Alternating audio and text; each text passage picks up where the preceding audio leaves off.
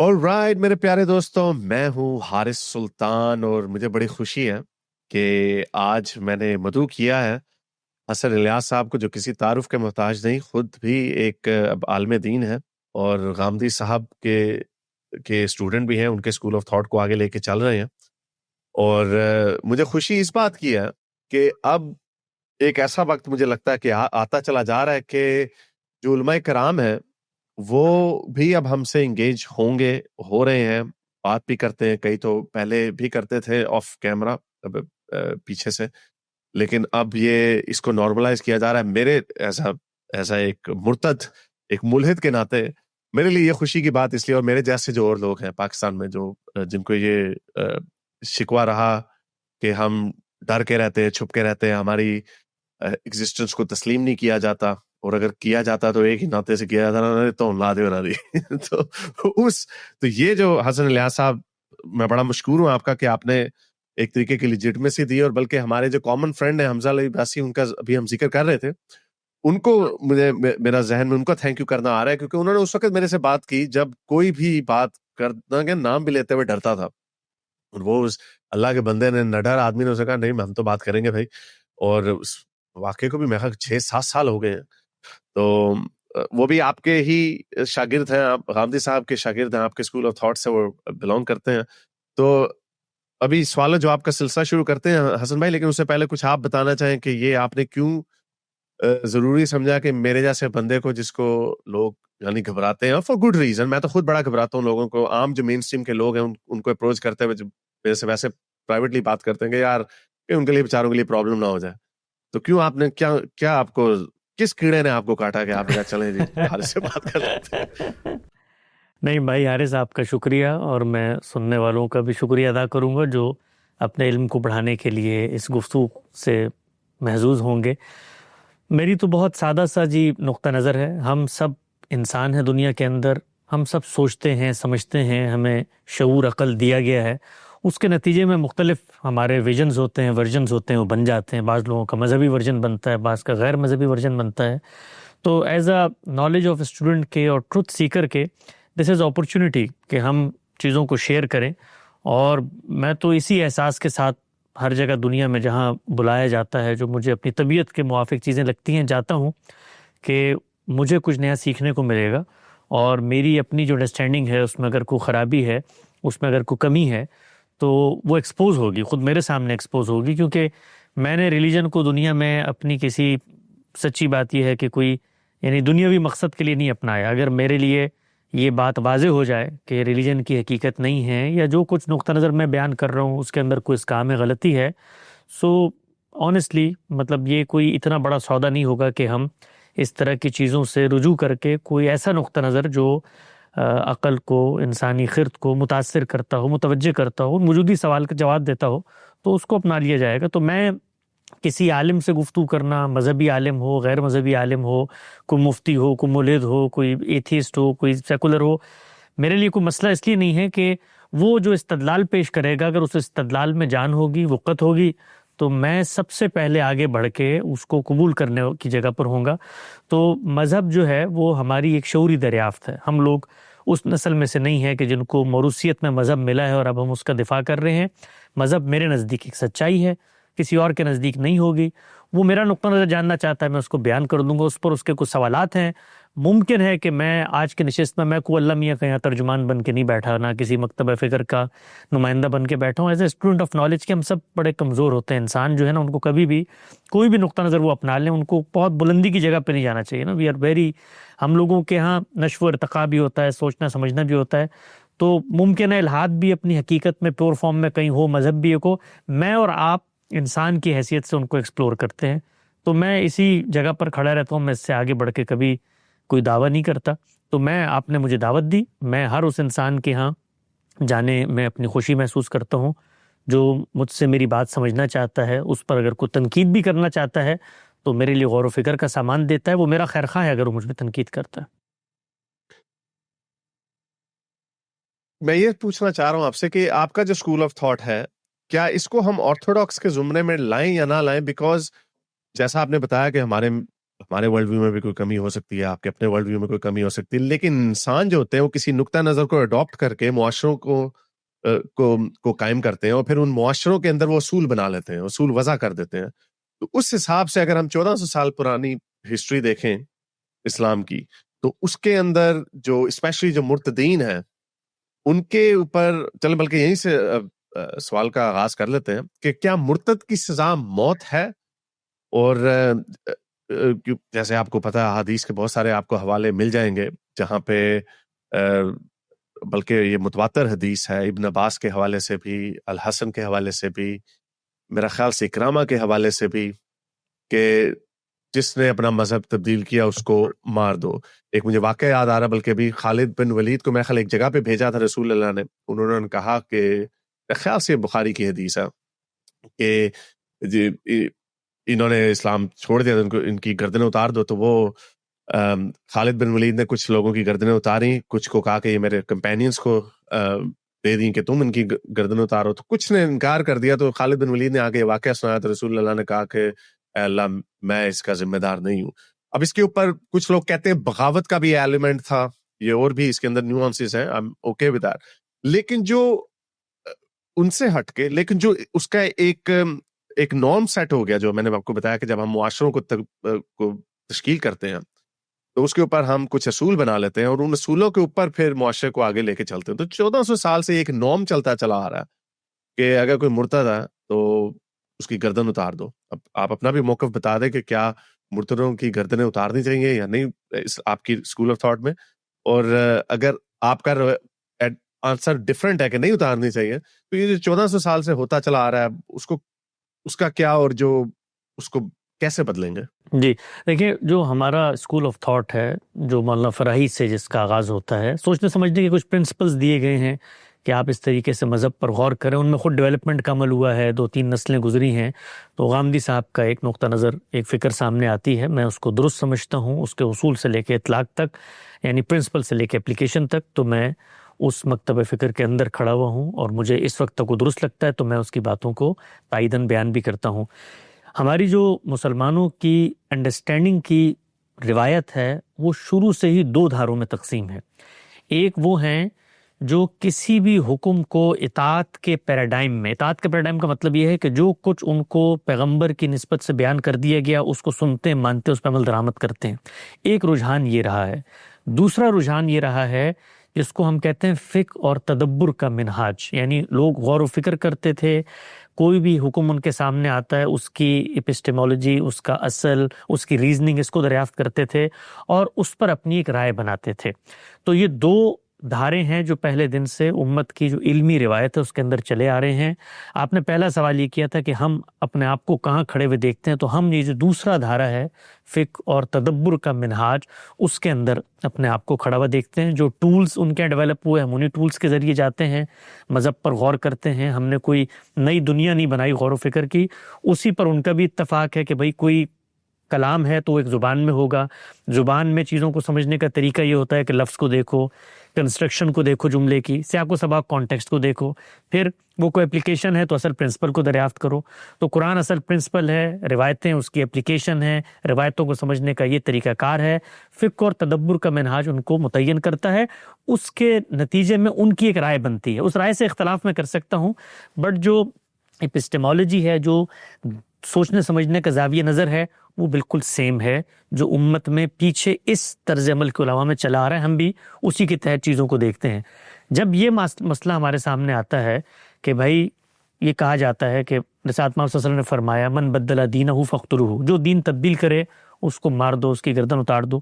تو ہم سب سے پہلا کام یہ کرتے ہیں کہ پروفٹ کی جو حیثیت ہے زمین پر وہ میسنجر کی ہے, اور میسنجر جو اصل میسج ہے اس کو پہنچاتا ہے اور اس کی شرح و وضاحت کرتا ہے, اس کو ایکسپلین کرتا ہے, اس کی کمنٹری کرتا ہے. تو شرح و وضاحت کے لیے یہ لازمی ہے کہ وہ جو اصل میسج ہے اس کے اندر وہ چیز پائی جائے, تبھی آپ اس کو ایکسپلین کریں گے. آپ یہ نہیں کر سکتے کہ آپ اصل میسج کو تبدیل کر دیں یا اس میں کوئی اضافہ کر دیں یا ترمیم کر دیں یا اس کو نسخ کر دیں, یہ نہیں ہو سکتا. یہ خود جو اصل میسج ہے وہ بتا رہا ہے کہ اس کی حیثیت کیا ہے. وہ میزان کی جگہ پر کھڑا ہوا ہے، وہ حکم دینے کی جگہ پہ کھڑا ہوا ہے. پیغمبر کو کہتا ہے تمہارا کام ہے بات پہنچانا اور بات کی شرح و وضاحت کر دینا. تو ہم سب سے پہلا کام یہ کرتے ہیں کہ جب بھی کوئی پیغمبر کی نسبت سے ہمارے سامنے رپورٹنگ آتی ہے، نریشن آتی ہے، وہ کسی کی بھی ہو، اس کو ہم یہ دیکھتے ہیں کہ اس کے اندر جو بات بیان ہو رہی ہے وہ بات انڈیپینڈنٹ ہو نہیں سکتی قرآن کے اصل میسج سے. تو اس کو سب سے پہلے جا کے قرآن میں سمجھو کہ اصل بات کیا ہے جس کو پیغمبر اپلائی کر کے بتا رہا ہے. تو یہ جو بات ہے اس کو جب ہم قرآن میں جا کر سمجھتے ہیں تو قرآن مجید ہمیں یہ بتاتا ہے کہ اس دنیا میں انسانوں کو اللہ تعالیٰ نے آزادی دی ہے، اما شاکرن و اما کفورا. شکر کرتے ہیں، کفر کرتے ہیں، اسلام کو اختیار کرتے ہیں، اسلام کو ترک کر دیتے ہیں. لا اکراہ فی الدین، دین کے معاملے میں ان پر کوئی جبر نہیں ہے. قد تبین الرشد من الغی، ہم نے اپنی بات واضح کر دی ہے. اب قیامت کے اندر لوگوں کا فیصلہ ہوگا. ہم نے کیا کیا؟ لوگوں میں اختلاف ہوا، پیغمبر بھیجے، ان کے ساتھ کتاب بھیجی، کتاب جو ہے ان کے اختلافات کا فیصلہ کرتی ہے، اور بس یہ ہمارا کام ہے. یہ قرآن نے ہمیں بتا دیا. اس کے ساتھ ساتھ قرآن نے ایک اور بات بتائی. وہ بات یہ بتائی کہ جب ہم میسنجر کو بھیجتے ہیں تو ان میں بعض لوگوں کو رسول کے منصب پر فائز کر دیتے ہیں. رسول جب آتا ہے تو ہمارے نقطہ نظر کے مطابق جو کچھ آخرت میں ہونا ہوتا ہے، قرآن مجید یہ کہتا ہے کہ وہ رسول کے ذریعے سے میں دنیا میں کر کے دکھا دیتا ہوں. جزا اور سزا، جو رسول کو نہیں مانتے ان کو کانسیکوینسز کو دنیا میں بھگتنا ہوتا ہے. یہاں پر یہ چیز زیر بحث نہیں آتی کہ ان کا اختیار ہے ان کا کہ وہ رسول کو نہیں ماننا چاہتے، نہ مانے، لیکن اس کے کانسیکوینسز ہیں. اللہ تعالیٰ یہ کہتا ہے کہ اس کو میں دنیا کے پردے پر، دنیا کے نقشے پر ٹریلر کی صورت میں، ایک ریپلیکا کی صورت میں کھول کے بیان کر دیتا ہوں. جو آخرت میں ہونا ہے دنیا میں کر کے دکھاتا ہوں. تو اس موقع پر جو رسول کا انکار کرتے ہیں ان کے ساتھ گفتگو ہوتی ہے، مکالمہ ہوتا ہے، کنکلوسیو آرگومنٹ پیش کیا جاتا ہے، یہاں تک کہ پیغمبر کو کہا جاتا ہے کہ آپ وہاں سے نکل جائیں، اپنی ایک جماعت بنائیں، ان میں طاقت ہوگی تو یا آسمان سے عذاب آئے گا یا تمہارے ساتھیوں کے ہاتھوں سے ان کے اوپر عذاب کا نفاذ کیا جائے گا. یہ وہ پنشمنٹ ہے جو اللہ کے رسول کی عہد کے اندر ان کی موجودگی میں ان کا کنکلوسیو آرگومنٹ سن لینے کے بعد جو لوگ نہیں مانتے ان کے اوپر سزا کا نفاذ ہوتا ہے. وہی اللہ جو ہمارے نقطہ نظر کے مطابق روز بچے مارتا ہے، روز لوگوں کو دنیا سے اٹھا لیتا ہے، روز جہاز گرا دیتا ہے، سب کچھ کرتا ہے. اس کے ساتھ ساتھ ایک خاص موقع پر مداخلت کر کے زمین پر اپنی عدالت قائم کرتا ہے اور پیغمبر کو حکم دیتا ہے کہ اب نکلو اور فقتلوا المشرکین حیث وجدتموہم خذوا واحصروا وخذوا لهم کل مرصد. اب وقت آ گیا ہے. ان لوگوں نے پرسیکیوشن کی تم پر، نہ بھی کرتے تب بھی ان پر عذاب آنا تھا. ان لوگوں نے بغاوت کر دی، نہ بھی کرتے تب بھی عذاب آنا تھا. اس سے پہلے جو رسول گزرے ہیں ان کی قوموں نے بھی جرائم کا ارتکاب کیا، نہ بھی کرتے تب بھی عذاب آنا تھا. تو میں اس آرگومنٹ کو درست نہیں سمجھتا جو بعض لوگ پیش کرتے ہیں کہ پیغمبر نے جن لوگوں کے خلاف اقدام کیا ان کے جرائم بھی تھے، وہ جرائم نہ بھی ہوتے تب بھی اللہ یہ کہتا ہے کہ میں نے زمین پر فیصلہ کرنا ہے. تو ان کا فیصلہ ہوا، اس نسل کے ساتھ معاملہ کیا گیا. اس نسل کے لوگوں میں جنہوں نے انکار کیا ان کا خاتمہ ہوا، جنہوں نے اقرار کرنے کے بعد انکار کر دیا تو ان کے ساتھ بھی وہی معاملہ ہوا. یہ وہ مرتدین تھے، یہ وہ رسول اللہ صلی اللہ علیہ وسلم کے منکرین تھے جن کے بارے میں آپ صلی اللہ علیہ وسلم نے فرمایا ہے کہ من بدل دینہ. اس موقع پر اب صورتحال یہاں تک آ گئی ہے کہ اللہ کا عذاب آئے گا اور ان کا زمین سے خاتمہ کر دیا جائے گا. اسی موقع پر باقی جو روایتیں ہیں اس میں رسول اللہ نے فرمایا کہ جعل اللہ رزق تحت ظل رمی، میرا رزق تلواروں کے سائے میں لکھ دیا گیا ہے. وجعل الصغار علی من خالف امری، ہر اس شخص کے لیے ذلت ہے جو میری مخالفت کرتا ہے. من تشبہ بقوم فہو منہم فحشر معہم، جو ان کے ساتھ جائے گا، ان کی مشابہت اختیار کرے گا، انہی میں سے ہوگا، کیونکہ اب اس قوم پر عذاب آنے والا ہے. تو ہمارے نقطہ نظر کے مطابق مرتدین کو سزا اللہ نے دی، پیغمبر کی موجودگی میں دی اور ایک خاص سنت کے تحت دی. اس کے بعد قیامت تک کسی انسان کو یہ حق حاصل نہیں ہے کہ وہ کفر، شرک، ارتداد کی بنیاد پر، یہ خدا کے جرائم تھے، خدا نے اپنا پیغمبر بھیج کے اس کے ذریعے ان کی سزا نافذ کر دی.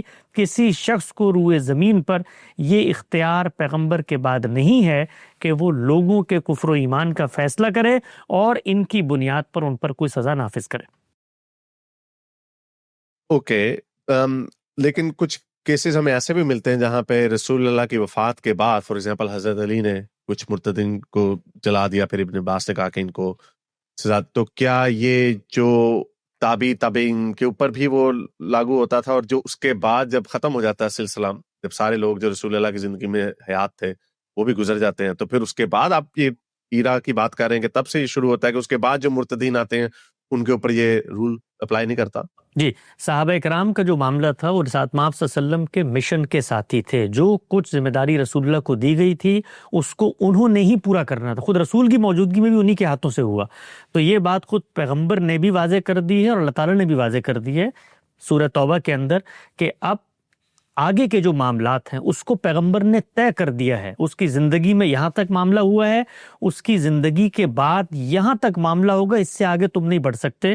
تو اللہ کے پیغمبر نے گرد و پیش کی وہ ریاستیں جہاں پر خطوط لکھے تھے اور ان کو الٹیمیٹم دیا تھا اور ان پر اپنی حجت تمام کر دی تھی اور ان کو مہلت دی تھی کہ آؤ اور بات سن لو. جب انہوں نے انکار کر دیا تو اس کے بعد صحابہ کرام کو یہ تلقین کی اور آپ نے حکم دیا کہ اب ان سلطنتوں تک یہ جو جہاں تک میری بات میں نے اپنی موجودگی میں پہنچا دی ہے ان کے ساتھ تمہارا مارکا ہوگا. اس میں تمہارے ساتھ ویسی اللہ کی تائید نصرت مدد آئے گی جیسے میرے ساتھ آئے گی. تو صحابہ کرام اس مشن کا حصہ ہیں. ان کی حد تک جو کچھ ہوا ہے وہ پیغمبر کے ساتھ جو خاص سنت ہے اس کے ساتھ جڑا ہوا ہے. وہ کوئی الگ سے کام نہیں کر رہے, وہ پیغمبر کے کہنے پر ہی. آپ خود صحابہ کرام کا بیان پڑھے نا کہ جب وہ جنگوں میں گئے ہیں, مثلا قادسیہ کی جنگ میں گئے ہیں, مغیرہ بن شعبہ, ان کا پورا خطبہ آتا ہے, وہ یہ بتا رہے ہیں کہ اس پیغمبر نے رخصت ہوتے ہوئے ہمیں یہ کہا. اسی طرح سے پیغمبر نے صحابہ کو کہا کہ لاخرجن الیہود والنصارى من جزیرۃ العرب, اس جزیرہ عرب سے ان لوگوں کو نکالنا ہے. خدا کا معبد ہے, یہ خدا کی توحید کا مرکز ہے, یہاں پر یہ لوگ نظر نہیں آئیں گے. تو وہ جو نسل تھی ان کو نکالنے کے مشن پر صحابہ کو ہی مامور کیا گیا, اور وہ نسل زندہ تھی. ان کے اندر اگر کوئی مرتد ہوتا ہے تو صحابہ کے ذریعے سے اس پر رسول اللہ صلی اللہ علیہ وسلم کی تلقین ہدایت کے مطابق اور اس سنت اللہ کے مطابق جس کا مجھ سے اور کسی مسلمان سے کوئی تعلق نہیں ہے انہوں نے بھی اطلاق کیا. اوکے, تو یہ ایز اے مرتد تو میرے لیے تو بڑی خوشائند بات ہے, اور جو مرتدین پاکستان یا مسلمان ملکوں میں رہتے ہیں. لیکن کیا وجہ ہے کہ پھر چاروں اسکول آف تھاٹس میں, ابن تیمیہ میں بھی, صرف میرے خیال حنفی میں شاید مرتد عورت کی سزا موت نہیں, اس کی ہے کہ جب تک قید میں ڈال دو, ورنہ باقی ساری جو ہے اسکولز آف تھاٹ ہے, مذاہب, ان ساروں کے اندر مرتد کی سزا موت ہے. اور جیسے میں نے آپ کو بتایا 1400 سال سے یہ روایت بھی چلتی چلی آ رہی ہے اور ابھی بھی اس کے بدلنے کا کوئی چانس نہیں. تو آپ کی جو ایکسپلینیشن ہے, ایک تو obviously فرنج ہے, I'm sure you wouldn't disagree with that either. تو اس کو بدلا کیسے جا سکتا, اس کو کیسے رائے عامہ میں بدلا جا سکتا؟ جی, اس میں جو غلطی پیدا ہوئی ہے, جو کچھ ہمارے کنٹمپرری اسکول آف تھاٹس ہیں, یہ شروع سے لے کر آج تک ہزاروں کی تعداد میں علماء ہیں, نقطہ نظر ہیں. پرابلم میں آپ کو سمجھاتا ہوں پیدا کہاں سے ہوا. پرابلم یہاں سے پیدا ہوا کہ جب اللہ تعالیٰ نے پیغمبر کے ذریعے اپنی بات پہنچائی, کنکلوسیو آرگومنٹ دیا, ہجرت و برات ہوئی, سب کچھ ہو گیا, اس کے بعد جس وقت اللہ کی سزا کو نافذ کرنے کے لیے اللہ تعالیٰ نے پیغمبر کو تلقین کی, ہدایت کی, تو وہ سورہ توبہ کے اندر ہے. وہاں پر دو گروہوں میں اللہ نے سزا کو تقسیم کیا ہے. جو اہل کتاب ہیں, بلیورز آف دی بک ہیں, کرسچن اور جوس اس زمانے کے, وہ چونکہ اصلاً خدا کو مانتے تھے اور وہ پیغمبر کی رسالت کا انکار کر رہے تھے. اور دوسرا گروہ وہ تھا جو شرک کر رہے تھے اور شرک کو ہی بطور دین اپنائے ہوئے تھے. تو اللہ نے ان کی سزا میں ایک ڈفرینشیٹ کیا, اور ان کے جرائم کے لحاظ سے اور ان کی حیثیت کے لحاظ سے جیسے وہ اپنے آپ کو پیش کرتے ہیں. تو پہلا بتایا مشرکین مکہ کے بارے میں کہ بھئی ان کے ساتھ کیا معاملہ ہوگا, اور دوسرا بتایا اہل کتاب کے معاملے میں. تو مشرکین کے ساتھ جو معاملہ ہوگا, جو کچھ قرآن میں لکھا ہوا ہے, اس کے بارے میں تو امت کا ایک بڑا نقطہ نظر یہ رہا کہ بھئی یہ رسالت مآب صلی اللہ علیہ وسلم اور اس دور کی پہلی نسل کے ساتھ خاص حکم ہے, اس کا تعلق بعد کے لوگوں سے نہیں. آپ یہ دیکھیے نا, اس کے بعد دنیا بھر میں مشرکین آخر زندہ رہے, مسلمانوں کو 1000 سال حکومت رہی, اس کے اندر زندہ رہے, ہندوستان میں ہم اتنا عرصہ رہے, اس کے اندر زندہ رہے. کبھی ہم لوگوں نے مشرکین کو مارنے کی بات نہیں کی کہ بھئی ہندو ہے اس کو مار دو, قرآن میں لکھا ہوا ہے. حالانکہ قرآن میں تو لکھا ہے فقتلوا المشرکین, یہ مشرک جہاں ملیں حیث وجدتموہ خذوہ واحصروہ وخذوا, گھات لگا کے بیٹھے ہوئے ان کو مار دو. تو پہلی بات کو تو صحیح سمجھا گیا. جو دوسری بات تھی, اس دوسری بات کو ہمارے علم نے جنرلائز کر دیا, اور انہوں نے کہا بھئی یہ اہل کتاب جو ہیں ان کے ساتھ تو اب یہ قیامت تک حکم ہے, اور ان کے اندر یہ لوگ پیدا ہوں گے, ان کے اوپر جرائم کا اطلاق بھی ہوگا. اسی کی ایک ایکسٹینشن ہے, یعنی وہ جو حکم جب کھل گیا تو اسی کی ایکسٹینشن میں کہ جس وقت اہل کتاب کے ساتھ صحابہ کرام نے معاملہ کیا تو وہاں مرتدین کو ہی مارا. تو مرتدین کی چیز کو قرآن مجید کے اس حکم کے تحت ڈال کر جو روایتیں تھیں ان کو ان سے متعلق کر دیا گیا. تو اصل جو خرابی ہوئی ہے انڈرسٹینڈنگ میں, وہ حدیث میں نہیں ہوئی, وہ اصل میں قرآن کی انڈرسٹینڈنگ میں ہوئی ہے. وہاں جا کر ہم یہ ان کو بتاتے ہیں کہ بھائی یہ جو کچھ تم پہلے حکم کے بارے میں کہہ رہے ہو یہی دوسرے حکم کے بارے میں بھی ہے. یعنی جو پہلے طبقے کے ساتھ پیغمبر نے کی، اگر وہ اس زمانے تک، اس نسل تک، اس وقت تک خاص تھا، تو یہ دوسرا حکم بھی صرف کریکٹر چینج ہوئے انہی تک خاص ہونا چاہیے۔ تو آپ یہ دیکھیے کہ صرف مرتدین کا مسئلہ نہیں، ہمارے ہاں جو جہاد اور قتال کا پورا نیریٹو بنا ہے، اس میں بھی پوری دنیا میں غیر مسلموں کو حق حکومت نہیں ہے، اور پھر ان کے اوپر غلبہ حاصل کرنا ہے اور ان کو طاقت کرنا ہے، یہ سارا نیریٹو بھی بنا۔ تو بیسیکلی قرآن کی ایک غلط انڈرسٹینڈنگ کے نتیجے میں یہ نیریٹو بننا شروع ہوا، پھر اس کی تائید میں وہ روایتیں جن کو اس قانون کے تحت سمجھنا تھا اس کو جنرلائز سمجھا گیا، اور کرتے کرتے کرتے کرتے صورتحال یہاں تک آ گئی کہ مسلمانوں نے جو کام پیغمبر کے کرنے کا تھا، کفر، شرک اور ارتداد، ان کو قابل سزا جرم سمجھ لیا۔ اب جب وہ قابل سزا جرم سمجھے گئے تو جو سزائیں ان کی پیغمبر نے دی تھیں، مسلمانوں نے پیغمبر کی جگہ پر اپنے آپ کو سمجھ کے کہ اب یہ فریضہ ہم نے انجام دینا ہے، وہ انجام دینا شروع کر دیا۔ اور اس میں جو دوسری غلط فہمی ہوئی، وہ جو آپ نے پہلا سوال پوچھا تھا، بہت اچھا سوال تھا کہ صحابہ اکرام نے بھی تو آخر یہ کام کیا، تو غلط فہمی کا اضافہ اس سے ہوا کہ اگر یہ پیغمبر تک خاص چیز ہوتی تو صحابہ کرام تو یہ نہ کرتے، تو پھر انہوں نے اس کو وہاں سے پرسیو کیا کہ بھئی دیکھو پیغمبر کے بعد صحابہ بھی کر رہے تھے، لہٰذا یہ جنرلائز حکم ہے۔ حالانکہ صحابہ جو ہیں وہ 1 انچ اس جگہ سے آگے نہیں بڑھے جہاں تک پیغمبر نے کہہ دیا تھا اور ان کو روک دیا تھا کہ بھئی یہ جزیرہ نما عرب ہے، یہ گرد و پیش کی ریاستیں، ہم نے اس کو محفوظ کرنا ہے، اس کے علاوہ آپ نے آگے نہیں بڑھنا۔ وہاں پر رک گئے وہ لوگ، لیکن اس کے بعد کی جو نسلیں ہیں وہ آگے بڑھیں۔ وہ جب آگے بڑھی تو دنیا کو جو اصول تھا کانکر کرنا ہے، آپ نے حملہ آور ہونا ہے، اس کی کوئی ذمہ داری اسلام کے اوپر نہیں ہے۔ فاتحین آئے، اس کے بعد کرتے انہوں نے لاکھوں لوگ مارے، بندے مارے، اسلام کا نام لیا اور کفار کے خلاف جہاد کے فتوے دیے، دین کا اس سے کوئی تعلق نہیں ہے۔ تو یہ غلط فہمی ہوئی جس کی وجہ سے ہماری امت جو ہے وہ ان چیزوں کو اس طرح سے لیتی ہے، اور یہاں تک آپ یہ دیکھیے جو ہمارے یہاں القاعدہ پیدا ہوئی، ISIS پیدا ہوئی، جتنے یہ انتہا پسند نقطہ نظر ہیں، ٹیررزم کی جتنی آرگنائزیشن، وہ سب یہی روایتیں پیش کرتی ہیں۔ یعنی رسول اللہ صلی اللہ علیہ وسلم کی روایت ہے، امرت ان اقاتل الناس حتی یقولوا لا الہ الا اللہ، مجھے حکم دیا گیا، اور یہ روایت صحیح روایت ہے، بخاری مسلم ہر جگہ پہ آئی ہے۔ رسول اللہ نے فرمایا مجھے حکم دیا گیا ہے کہ میں لوگوں کو قتل کروں یہاں تک کہ وہ کلمہ پڑھ لیں۔ تو اب یہ ایک بالکل آؤٹ آف کانٹیکسٹ بات تھی، ان کو حکم دیا گیا تھا اس قوم کے لیے جس میں ان کو بھیجا گیا تھا، وہ خدا کی منتخب قوم بنی اسماعیل تھی جس کو اللہ نے وہاں پر بٹھایا تھا، اور وہاں پر 4000 سالہ اس کی تاریخ تھی، اس نے شرک پیدا کیا، تو اس قوم کے ساتھ اللہ نے ایک معاملہ کیا اپنے پیغمبر کو بھیج کے، اس کا دنیا کے مسلمانوں سے، دنیا کے انسانوں سے سرے سے قطعاً کوئی تعلق نہیں، اور یہ پورے دین کی اسکیم کے خلاف ہے۔ اللہ تعالیٰ اس طرح کی مداخلت قرآن یہ کہتا ہے کہ کبھی نہیں کرتے، وہ ایک ہی موقع پہ کرتے ہیں اور اس کے بعد وہ پیچھے ہٹ جاتے ہیں۔ اگر وہ یہ روز مداخلت کریں تو پھر جو ان کا اپنا پورا کا پورا نیریٹو ہے، یہ تو میں نے آزمائش کے لیے دنیا بنائی ہے، لوگوں کو آزادی ہے، پھر سوال یہ ہوا کہ آزادی کس چیز کی ہے؟ بھائی آپ تو آزادی سے عمل درآمد کرنے نہیں دے رہے، تو پھر ہمیں دنیا میں آپ نے کیوں بھیجا؟ ایک طرف آپ کہہ رہے ہیں قد تبین الرشد من الغی، لا اکراہ فی الدین، اور اما شاکرا اما کفورا، رستہ ہے تمہارے پاس، جو چاہو کرو، پھر میں حساب کر۔ تو پھر پوری جو آخرت کا تصور ہے، اگر آپ مرتد کی سزا کو یا کفر، شرک، ارتداد کی سزا کو مان لیں تو وہ سب کا سب ختم ہو جاتا ہے خود۔ یعنی اسلامک پرسپیکٹو سے جو لوگ علماء اس نقطہ نظر کو پیش کرتے ہیں، پھر ان سے پوچھنا چاہیے پھر آپ آخرت کیوں کر رہے ہیں؟ اس لیے کہ دنیا میں ہی آپ جزا و سزا کر رہے ہیں۔ ہاں، اس کو ہم اسی لیے ایز اے ملحد اور یا اسکیپٹک ہم اس کو اسی طرح دیکھتے ہیں کہ یہ کانٹراڈکشنز ہے اسلام کے اندر۔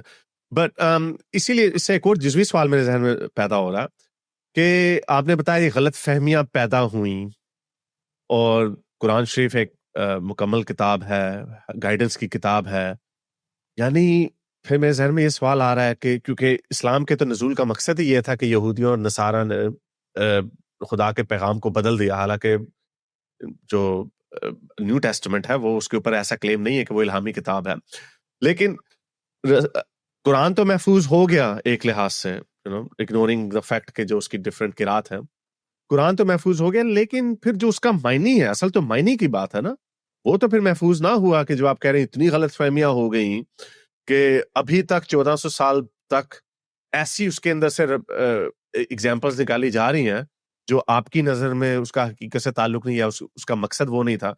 تو کیا یہ بہتر نہ ہوتا کہ یہ کیا اس میں بھی ہم لکھاری کو جو اللہ تعالیٰ نے جو کتاب لکھی، کیا ہم اس میں اللہ تعالیٰ کو دوشی نہیں دے سکتے کہ انہوں نے اپنا پیغام اتنا سمپلی طریقے سے کیوں نہیں دیا کہ اتنے لوگوں کو کسی کو سمجھ ہی نہیں آئی کہ یہ ہو کیا رہا ہے؟ جی دیکھیں، میں نے کتنے سمپل طریقے سے آپ کو اسی کا پیغام علم سے، استدلال سے، اس کی کتاب کی روشنی میں بیان کر کے پہنچایا، اور اس پر کوئی شخص اٹھ کے کہہ سکتا ہے کہ بھئی یہ جو آپ بات کر رہے ہیں ذرا کلام میں جا کر بتائیں، تو میں شروع سے آخر تک قرآن مجید کو پڑھ کر یہ بتانے کی پوزیشن میں ہوں کہ یہ جو الفاظ ہیں دیکھیں اس کا یہ معنی ہے، یہ جملے کی تالیف ہے، یہ اس کا کانٹیکسٹ ہے، یہ اللہ کی بات میں نے سمجھی ہے، اس کی کتاب سے سمجھی ہے، جو دنیا بھر کے یونیورسل نارمز ہیں لینگویج کو سمجھنے کے، اس کے ذریعے سے سمجھی ہے، اور یہ نقطہ نظر میں نے اخذ کیا ہے.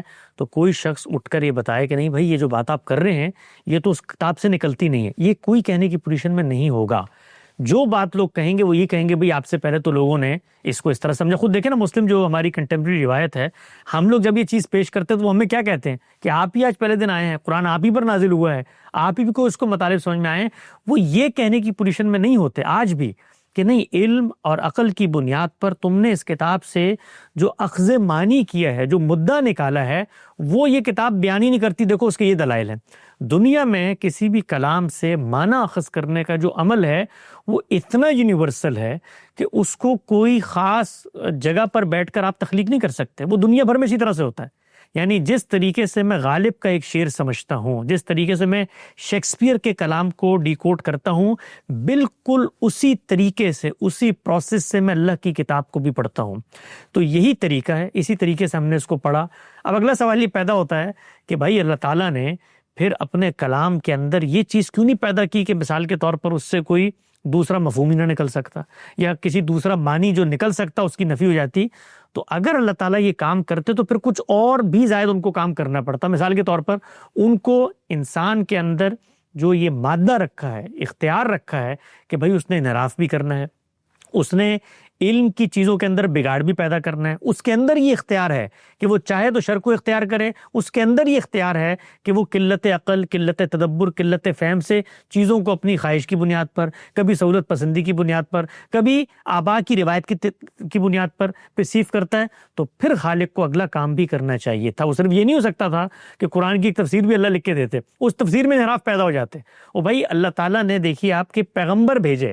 یہ جو پچھلی قومیں ہیں جنہوں نے قرآن کو ماننے سے انکار کیا، ان کے پاس بھی پیغمبر آئے تھے، انہوں نے پیغمبروں کو اٹھا کے قتل کر دیا. امیجن کریں، یعنی اگر آپ ہماری اس میں کھڑے ہوں تو یہ انبلیویبل بات ہے. یعنی ایک قوم جو پیغمبروں کی قوم تھی، ان کے اندر ایک پیغمبر بھیجا کہ بھائی یہ تم غلط کر رہے تھے.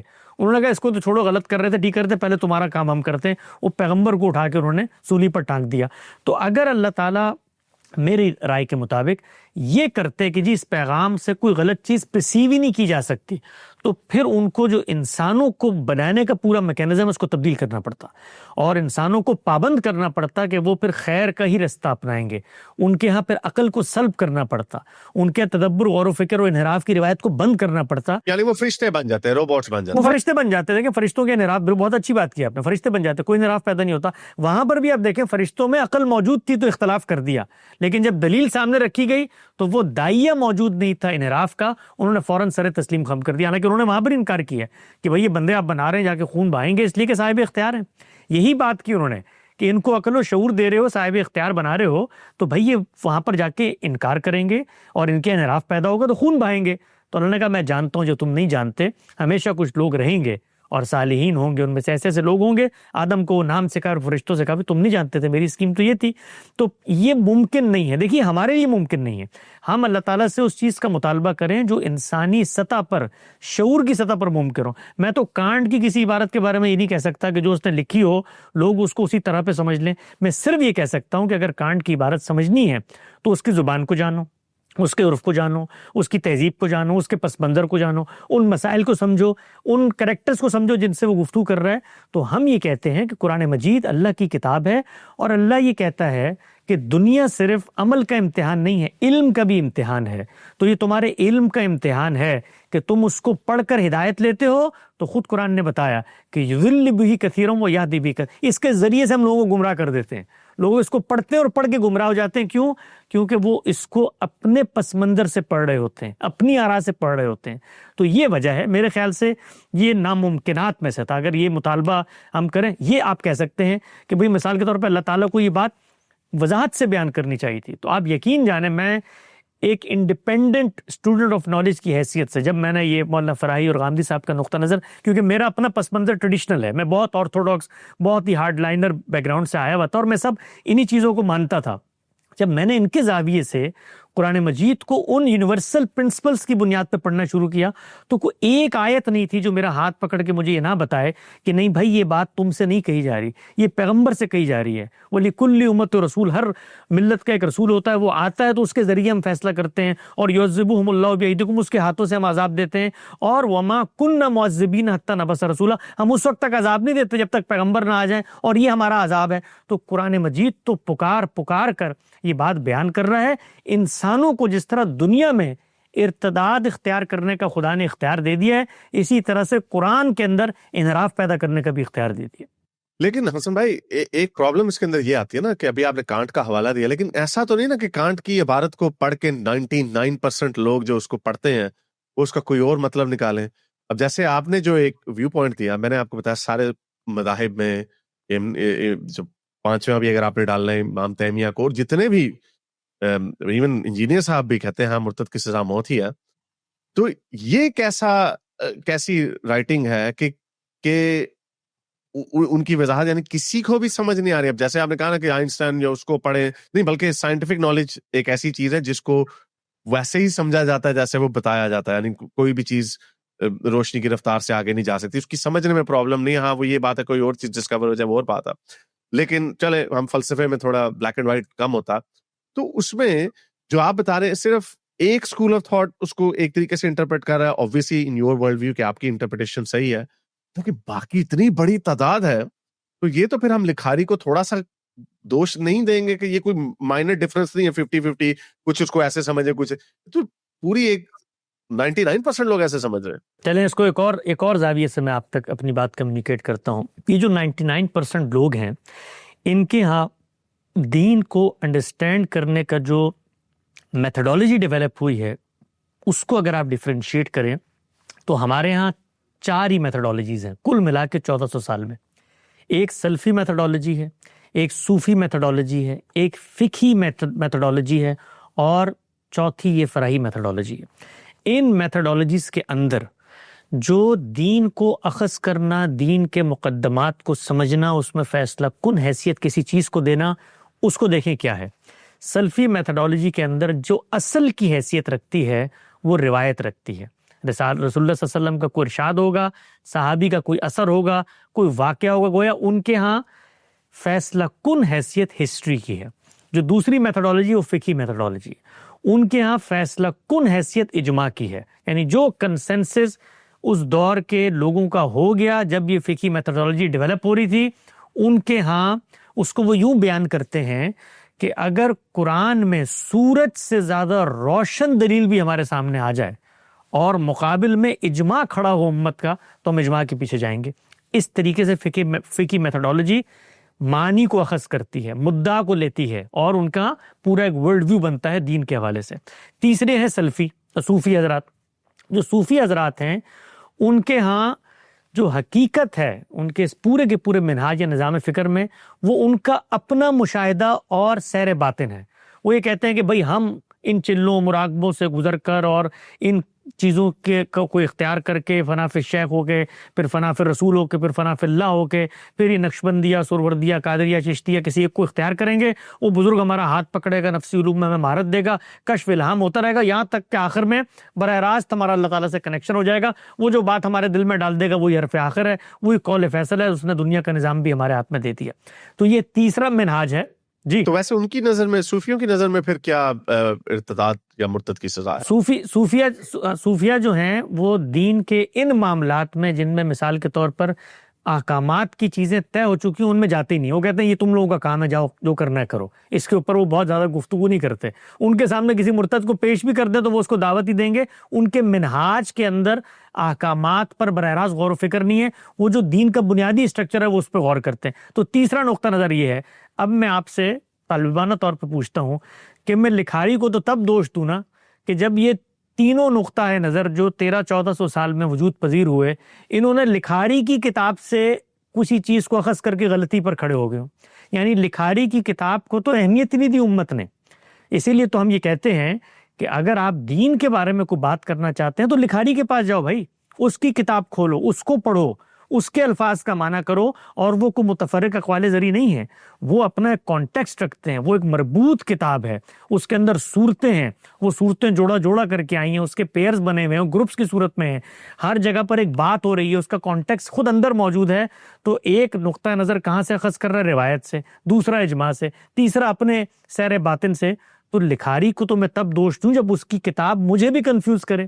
تو میں تو جب اس کی کتاب کو اصل سمجھتا ہوں تو میرے سامنے تو ایک نقطے کی کوئی کنفیوژن نہیں آتی، اس لیے کہ لکھاری کی کتاب کو ہماری امت نے 1400 سال میں کبھی وہ حیثیت نہیں دی جس کے بارے میں آپ سوال کر رہے ہیں. کبھی لکھاری نے تو لکھاری نے جس طرح اس بات کو بیان کیا ہے، میں آپ سے عرض کرتا ہوں کہ آپ ملحد کی حیثیت سے جو رائے میں نے بیان کی ہے قرآن کا مطالعہ کریں. اگر قرآن کا لفظ یہ بات نہ پکار اٹھے تو آپ آ کر مجھ سے کہیں کہ یہ جو تم بات کر رہے ہو یہ تو تم نے اپنی تخیل سے بات بیان کر دی ہے، جیسے 3 نقطہ نظر بیان کرتے ہیں.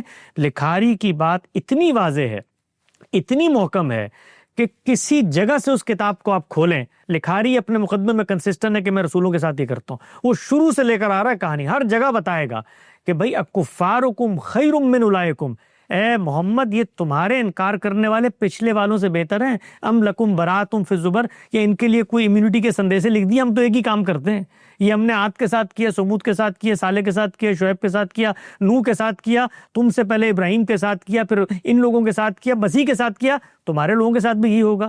تو لکھاری کی کتاب تو پامال مضمون ہے اس کا، لیکن ہم لکھاری کی کتاب کو اہمیت نہیں دیتے نا. it improves your odds. یہ بڑا اچھا طریقے سے آپ نے آخری پوائنٹ میتھڈالوجی کے حوالے سے بیان کیا. تو 99% نہیں، اب یہ کہیں گے کہ 75% جو ہیں وہ غلط نتیجے پہ آئے کیونکہ ان کی obviously میتھڈالوجی آپ سے ڈفرینٹ ہے. تو it improves your odds. لیکن آپ نے اس کے اوپر جو کہا کہ اللہ تعالیٰ نے ارتداد کی بھی اجازت دے دی، آپ کو دین میں بھی اجازت دے دی، تو ایک میرے ذہن میں اسی سے ایک سوال پیدا ہو رہا کہ وہ سورہ ابراہیم کی غالباً آیت ہے کہ آپ کے جو نیک اعمال ہیں، یعنی جن لوگوں نے کفر کیا اللہ سے، آپ کے جو نیک اعمال ہیں وہ راکھ کے پتوں کی طرح اڑ جائیں گے، اس کا کوئی اجر نہیں آپ پائیں گے. تو ظاہری بات ہے کہ ہماری بھی ایک اپنی میتھڈالوجی، اگر ہم ریشنل چیز کو فالو کریں اور اس سے علم حاصل کرنے کی کوشش کریں، سمجھنے کی کوشش کریں، تو اس سے کسی اور نتیجے پہ نکلیں. کیونکہ جو ابھی آپ نے کہا کہ جتنی بھی آپ نے جو لکھاری کی کتابیں پڑھی، قرآن شریف پڑھیں، تو اس کے اندر سے آپ جو نتیجہ نکالتے ہیں آپ مجھے چیلنج کریں کہ اس سے وہ ڈفرینٹ ہے، کیونکہ آبویسلی بلیک اینڈ وائٹ چیزیں نہیں ہوتی. تو اس کو اگر کوئی اور سمجھ کے اپنی دانست میں خدا کے نتیجے پر نہیں اترتا، لیکن وہ اب میں اچھا کام کرتا ہوں، میں نے کبھی کوئی کسی کا حق نہیں مارا، ایسا باپ اپنے باپ کے فرائض پورے کرتا ہوں، ماں باپ کے فرائض پورے کرتا ہوں، کسی عورت کو اس کی مرضی کے خلاف ہاتھ نہیں لگاتا، چوری ڈاکہ نہیں ڈالتا، تو کیا، لیکن خدا پہ نہیں مانتا، تو کیا میرا پھر جہنم میں بننا جائز ہے؟ یا میری کھال کو ادھاڑنا اور پھر دوبارہ اگانا اور وہ تشدد کرنا، بڑا سیٹسٹک قسم کا جو تشدد جو بیان کیا گیا، یا وہ کرنا ضروری ہے؟ جی، اس کا فیصلہ قیامت کے دن اللہ تعالیٰ کریں گے. جس اللہ کو میں جانتا ہوں، میں یہ سمجھتا ہوں کہ اس کا یہ بنیادی وصف ہے کہ وہ کسی انسان پر ظلم نہیں کرے گا، اور اس نے قرآن مجید میں یہ بتا دیا ہے کہ میں دنیا میں تمہیں بھیجنے کے بعد جو تمہارا امتحان کروں گا اور جس کی بنیاد پہ جزا و سزا ہوگی وہ تمہارے علم کی رعایت سے ہوگا. لِيَبْلُوَكُمْ فِيمَا آتَاكُمْ، جو کچھ تمہارا علم ہے، جو کچھ تم سمجھ چکے ہو، اس کے اوپر میں تم سے سوال و جواب کروں گا. اور اگلی بات اس نے کی ہے کہ تم تک اگر کسی پیغمبر کی بات پہنچی بھی نہ ہو، سرے سے نہ پہنچی ہو، اور تم شرک کو اختیار کر لو تو اس کو میں معاف نہیں کروں گا. اس کا وہ آرگومنٹ دیتا ہے، وہ یہ کہتا ہے کہ پیغمبر کی بات نہیں پہنچی تو آپ کسی بھی نتیجے پر پہنچ جائیں. آپ مثال کے طور پہ اگنوسٹک ہو گئے، بھئی مجھے تردد تھا، شبہ تھا، یہ کائنات کسی حی و قیوم ہستی نے بنائی ہے یا آپ کائنات ہی اپنے وجود کو ثابت کرتے کرتے یہاں پہنچ گئی ہے. لیکن جب آپ شرک کرتے ہیں تو اصل میں یہ ایک اخلاقی برائی ہے، یہ بالکل اسی نوعیت کی اخلاقی برائی ہے جیسے میں آج کے دور میں کسی معاملے میں جھوٹ بولتا ہوں، کسی شخص پہ کوئی الزام لگاتا ہوں. شرک میں کیا کر رہا ہوتا ہوں؟ شرک میں یہ کر رہا ہوتا ہوں کہ میں ایک بندے کے بارے میں دعویٰ کرتا ہوں کہ اس نے فلاں آدمی کو اپنا ساتھی، اپنا سبارڈینیٹ، اپنا سانجی، اپنا ہمسر، اپنا ہم پلہ قرار دے دیا، اس لیے میں اس کو پوج رہا ہوں. تو یہ اصل میں کسی کے بارے میں دعویٰ کر رہا ہوں. تو یہ بالکل ایسے ہی ہے کہ آج میرے بارے میں اگر کھڑے ہو کے سوسائٹی میں کوئی دعویٰ کرے نا کہ بھئی یہ آدمی تو ڈاکو ہے، یہ آدمی تو چور ہے، تو میں اس کو اپنی آبرو پر حملہ سمجھتا ہوں. اور اخلاق کا مسئلہ ہے یہ، شرک دین کا مسئلہ نہیں ہے، شرک اخلاق کا مسئلہ ہے. تو اللہ تعالیٰ یہ کہتے ہیں کہ تم یہ تو کہہ سکتے تھے بھائی کہ مطلب مجھ تک خبر ہی نہیں پہنچی، تم نے شرک شروع کر دیا. یعنی میرے نام پر مجھ سے منسوب کر کے یہ باتیں کہنی شروع کر دی کہ خدا نے مجھے یہ کہا ہے کہ فلاں میرا ساتھی جاؤ اس کو پوجو، فلاں میری بیٹی ہے جاؤ اس کو پوجو، فلاں میرا بیٹا ہے جاؤ اس کے.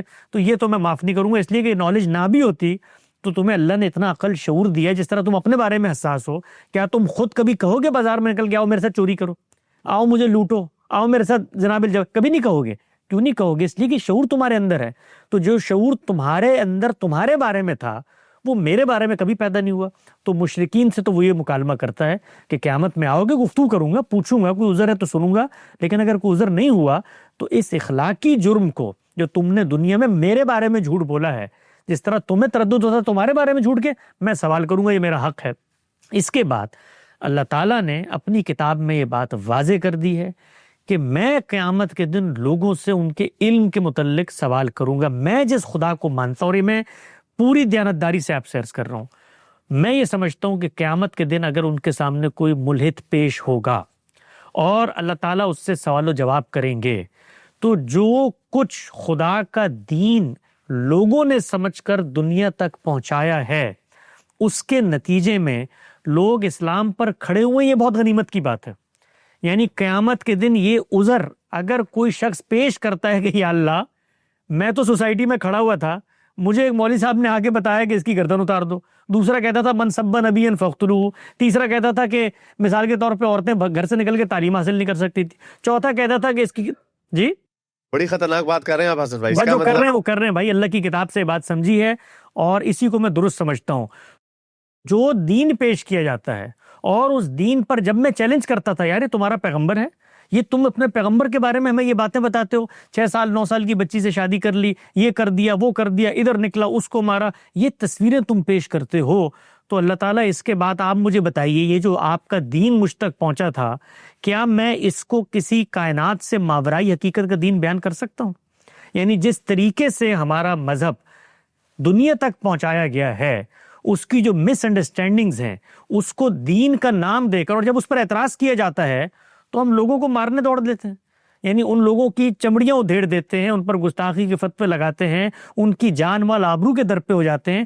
گفتگو پر، مکالمے پر بطور مسلم امہ کے ہم کبھی آمادہ نہیں ہوئے. ہم نے کبھی مذہب کا مقدمہ اس کے شعور، اس کی اقلیت کی بنیاد پر جو استدلال اس نے بیان کیا ہے، خود قرآن تو مکالمہ کر رہا ہے، گفتگو کر رہا ہے، مشرکین کو، منکرین کو کہہ رہا ہے اسارات من العلم ہے تمہارے پاس تو لے آؤ بھائی، یہ پیغمبر موجود ہے، سوال کرو، اس سے ہم جواب دیں گے. تو اگر آج کے دور کے ملحدین جاتے ہیں قیامت میں، اور جس خدا کو میں مانتا ہوں وہ انصاف کے ساتھ معاملہ کرتا ہے، جو مذہب خدا کا آج پہ، خدا ان سے پوچھے گا، ہر چیز کا سوال ہونا چاہیے، وہاں خدا کو یہ سوال کرنا چاہیے. میں پابند تو نہیں کر سکتا، لیکن عقل یہ کہتی ہے کہ پوچھا جانا چاہیے. بھائی اتنے بڑی حقیقت کے انکار پہ تم جا رہے تھے، کبھی میری کتاب بھی براہ راست کھول کے پڑھی؟ تو آپ آگے سے کہیں گے جی میں نے پڑھی تھی لیکن بخاری میں لکھا تھا. تو اللہ میں بھی آپ سے پوچھیں گے نا کہ بخاری میری کتاب تو نہیں ہے بھائی، تو تم نے بخاری پڑھ کے میرا انکار کیوں کر دیا؟ یا خالد بن ولید جو ہیں وہ زمین پر اگر کوئی صحابی تھا، اس سے غلطی بھی ہو سکتی ہے، تو اس کو لے کر میرے اوپر تم نے کیوں تہمت باندھ دی؟ یا مثال کے طور پہ تمہارے محلے کا مسجد کا امام جو ہے تمہیں گالیاں دیتا تھا، تو تم نے اس کو میرا مقدمہ کیوں سمجھ لیا؟ میرا مقدمہ تو میری کتاب میں بیان ہوا ہے. کیا کبھی زندگی میں کاپی قلم لے کر اس کتاب کا سادہ ترجمہ پڑھا؟ آپ آگے سے کہیں گے اللہ تعالیٰ میں کیسے پڑھتا، یہ سارے مولوی جو ترجمے میں بھی اختلاف کرتے ہیں. تو اللہ تعالیٰ آپ سے یہ پوچھتے، اور میں بھی آج آپ سے یہ پوچھتا ہوں کہ پڑھیے قرآن کو، خدا کی قسم شروع سے لے کر آخر تک جن معاملات میں ترجمے کا اختلاف ہے، وہ اگر 12-15 سے زیادہ نکل آئے تو میرا نام تبدیل کر دیجیے گا. اور وہ کن پہلوؤں سے ہے اور وہ کس جگہ پر ہے، بیسک جو پریمیسز ہے، اگر دین کو سمجھنا ہے تو قرآن میں بیان ہوا ہے. تو قیامت میں اگر آپ اپنے آزار اللہ کے سامنے پیش کر دیں، جس خدا کو میں جانتا ہوں آپ کے نیک اعمال کو ہرگز حقارت نہیں کرے گا. اور یہ عین ممکن ہے کہ بہت سارے بے شعوری میں اسلام کو ماننے والے لوگ آپ سے پیچھے کھڑے ہوں، اور آپ شعور کے ساتھ وہ اسلام جو آپ کو ملا انکار کرنے کے نتیجے میں آگے پہنچ جائے. چلیں وہ تو جو میرا مکالمہ خدا سے ہوگا اس کو ایک جگہ پہ رکھ دیتے ہیں ابھی. لیکن تو آپ جو یہ بات کر رہے ہیں کہ جنہوں نے ہم تک غلط مذہب پہنچایا پچھلے 1400 سال سے، رسول اللہ صحابہ کرام کی وفات کے بعد، کیونکہ جو بھی آپ کو بتایا جتنوں نے بھی جیسی بھی جو بھی میتھڈولوجی اپنائی، انہوں نے ہم تک غلط اسلام پہنچایا، تو کیا ان سے سوال کیا جائے گا کہ کیونکہ رسول اللہ کی وہ بھی حدیث ہے کہ میرے سے جس نے جھوٹ باندھا، چلے انہوں نے جھوٹ نہ باندھا ہو امام بخاری وغیرہ نے، لیکن ان کو غلطی ہی لگی ہو، لیکن اس کے کانسیکوینس یہ نکلے کہ ایک غلط اسلام، وی کین بوتھ اگری کہ اس وقت جو 99% جو اسلام فالو کیا جا رہا ہے، وہ جو اللہ کا جو انٹینٹ تھا یا اس کی جو اسلام کی جو اصل سپرٹ تھی وہ اس کے خلاف ہے. یعنی گستاخوں کو مارو، چھوٹی بچیوں کی شادی، عورتوں کی پٹائی، مرتدوں کو مارو، جہاد کرو، دنیا پہ قبضے کرو، جو بھی. تو اس کا حساب ان بابا جی سے لیا جائے گا جو پھر انجینئر صاحب جو کہتے ہیں کہ یہ بابوں نے غلط کام کیا، کیا یہ سارے جہنمی ہیں پھر؟ دیکھیے، اللہ تعالیٰ ہمیشہ فیصلہ کرے گا انسان کی نیت اور محرکات پر. علم کی غلطی اگر آپ نے نیک نیتی سے کی ہے تو ہمارا دین یہ کہتا ہے کہ غلطی ہونے کے باوجود ہم اس کو اجر دے دیں گے. کیوں؟ کیونکہ اس کا محرک، اس کے پس منظر میں یہ چیز نہیں تھی. ہوتا کیا ہے دنیا بھر میں، آپ یہ دیکھیے، دنیا میں بھی یہی ہوتا ہے، دین کو ایک طرف رکھیں، دنیا میں بھی یہ ہوتا ہے، ایک نقطہ نظر پیدا ہو جاتا ہے. جب وہ بڑی شخصیات پیدا کر لیں، پیغمبر کے زمانے کے قریب بھی ہوں، اور پھر خود ہماری جو ملت ہے اس میں پہلے دن جس زمانے میں وہ ظہور پذیر ہوئی، کو دنیا میں جمہوری نظام تو تھا نہیں، بادشاہتیں تھیں، ان نقطۂ نظر کو دوام ملتا ہے، استمرار ملتا ہے، وہ کبھی چیلنج ہی نہیں ہوتے. یعنی اس وقت جس طریقے سے اسلام کے اوپر لوگ اعتراض کرتے ہیں، آزادی کے ساتھ گفتگو کرتے ہیں، کیا یہ ممکن بھی تھی 1000 سال پہلے؟ بھئی 1000 سال تک ہماری گلوری ایسی تھی دنیا میں کہ کوئی زبان کھولتے ہوئے ڈرتا تھا، اور پھر جو سامنے کے لوگ کھڑے ہوئے تھے وہ جن چیزوں کو اپنائے ہوئے تھے وہ کوئی علم و استدلال کی بنیاد پہ اپنائے ہوئے تھے. یعنی مسیحی اقوام تھی جن سے 1000 سال ہمارا مقابلہ رہا، انہوں نے کیا ان چیزوں کو انہوں نے خود اپنے دین کے اندر جو انحرافات پیدا کر لی، شریعت کو منسوخ کر دیا، جو پیغمبر توحید کا علم لے کر اٹھا تھا اس کو خدا کا بیٹا بنا دیا، کفارے کا عقیدہ اس سے جوڑ دیا. تو یہ سب چیزیں زمانے کی تبدیلی سے پیدا ہوتی ہیں. یہ جو پچھلے 200 سال ہیں یہ عصر حریت ہیں، ایج آف فریڈم، اور عصر استدلال ہیں، ایج آف ریزننگ. اس میں سوالات پیدا ہوئے. اب جب یہ سوالات پیدا ہوئے ہیں تو جو لوگ اس زمانے میں خدا کے دین کو پڑھ رہے ہیں ان کا وہ جواب دیتے ہیں اپنے علم اور استدلال کی بنیاد پر. تو جن لوگوں نے اس پر غور و فکر کیا اللہ تعالیٰ ضرور ان سے پوچھے گا. یعنی میرے نزدیک یہ جتنے لوگ اس وقت صرف اس لیے کہ ان کے بزرگوں نے ایک بات کہہ دی تھی آج ہماری یہ بات سننے کو تیار نہیں ہے کہ بھئی قرآن میں یہ لکھا ہوا ہے کہ یہ کام مت کرو، تو بالکل اللہ تعالیٰ ان سے پوچھے گا، ضرور بضرور پوچھے گا.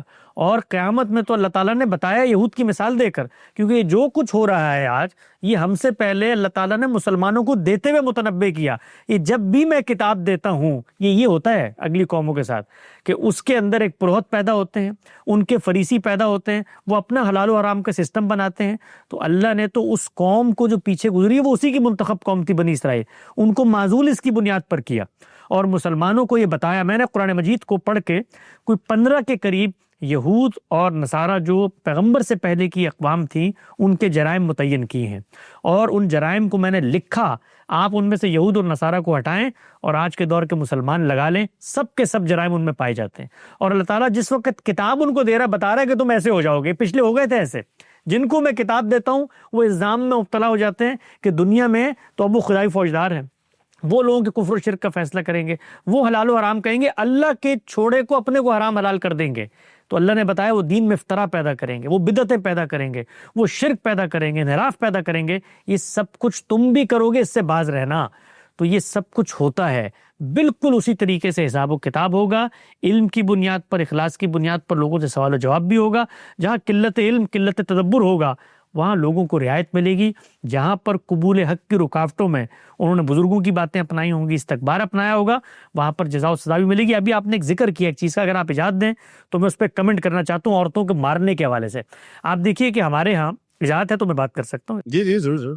دیکھیے ہمارے ہاں میں جس وقت دنیا میں جہاں جاتا ہوں جدید پڑھے لکھے لوگوں سے ملتا ہوں وہ مجھے بتاتے ہیں یار یہ تمہارے خدا کی کتاب ہے. یعنی میں آج کی اپنی سویلائز سوسائٹی کے اندر بیٹھی ہوئی بچی کو بھی یہ کتاب کیسے پیش کروں کہ جس کے اندر تمہارے خدا نے یہ لکھا ہوا ہے کہ عورتوں کو جو ہے وہ مارا جا سکتا ہے. تو میں ان سے پلٹ کر کہتا ہوں کہ ذرا اس کتاب میں اس رائے کو خود اس کے کانٹیکسٹ میں کھول کے دیکھ لو، کیا وہ یہ بات کر رہا ہے جو بات تم سمجھ رہے ہو؟ اور اگر وہ یہ بات نہیں کر رہا تو بھائی پھر جو بات وہ کر رہا ہے پہلے اس کو اس کے کانٹیکسٹ میں تو رکھو، اس کے میرٹ ڈی میرٹ پہ تو پرکھو، اگر وہ غلط ہے تو اس کو وہاں بھی ریفیوٹ کرو۔ تو آپ یہ دیکھیے کہ دنیا کے اندر ہمیشہ نیوسنس اور سرکشی یہ قابل سزا جرم رہا ہے۔ انسانوں نے جس وقت سوسائٹی میں رہنا شروع کیا اس وقت سے لے کر آج کی متمدن ریاستوں میں اگر آپ سرکشی اختیار کرتے ہیں، بغاوت کرتے ہیں، سسٹم کو ماننے سے انکار کر دیتے ہیں، تو اس پر سسٹم ریٹیلیٹ کرتا ہے، اس کے کچھ کانسیکوینسز ہوتے ہیں۔ وہ کانسیکوینسز اسٹیٹ لیول پہ بھی ہوتے ہیں، وہ کانسیکوینسز معاشرے کے لیول پہ بھی ہوتے ہیں۔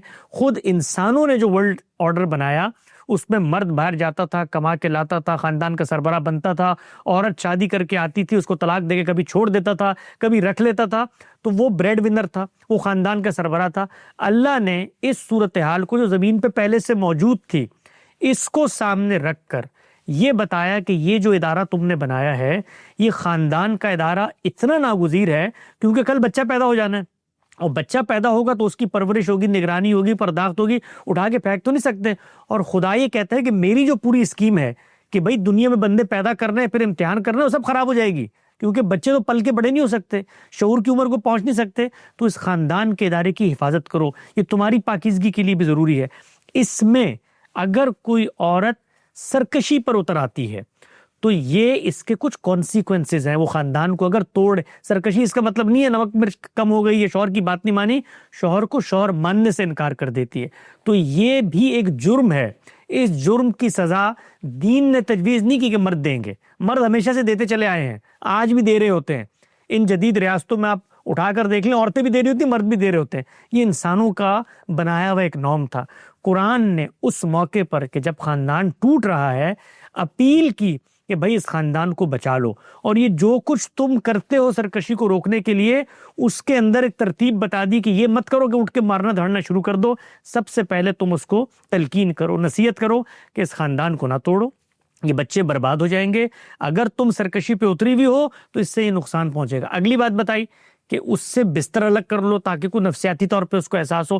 اس سے اگلی بات بتائی کہ دنیا کے اندر ڈسپلن کرنے کے لیے جو کام سوسائٹی کرتی ہے وہ شوہر بھی کرتے چلے آ رہے تھے، وہ کام کر کے بھی اگر بچا سکتے ہو خاندان کا ادارہ تو اس کو بچا لو۔ اپیل کی قرآن مجید نے، آپ سب اٹھا کر کہیں کہ ہم اس پر عمل درآمد نہیں کرتے، قرآن کو کوئی اعتراض نہیں ہے کہ آپ نے عورت کے ساتھ تینوں معاملے نہیں کرنے، نہیں نپتی، سرکشی کر رہی ہے، طلاق دے کے چھوڑنا چاہتے ہیں، ہم اس کو چھوڑ دیں، قرآن مجید کو کوئی اصرار نہیں ہے۔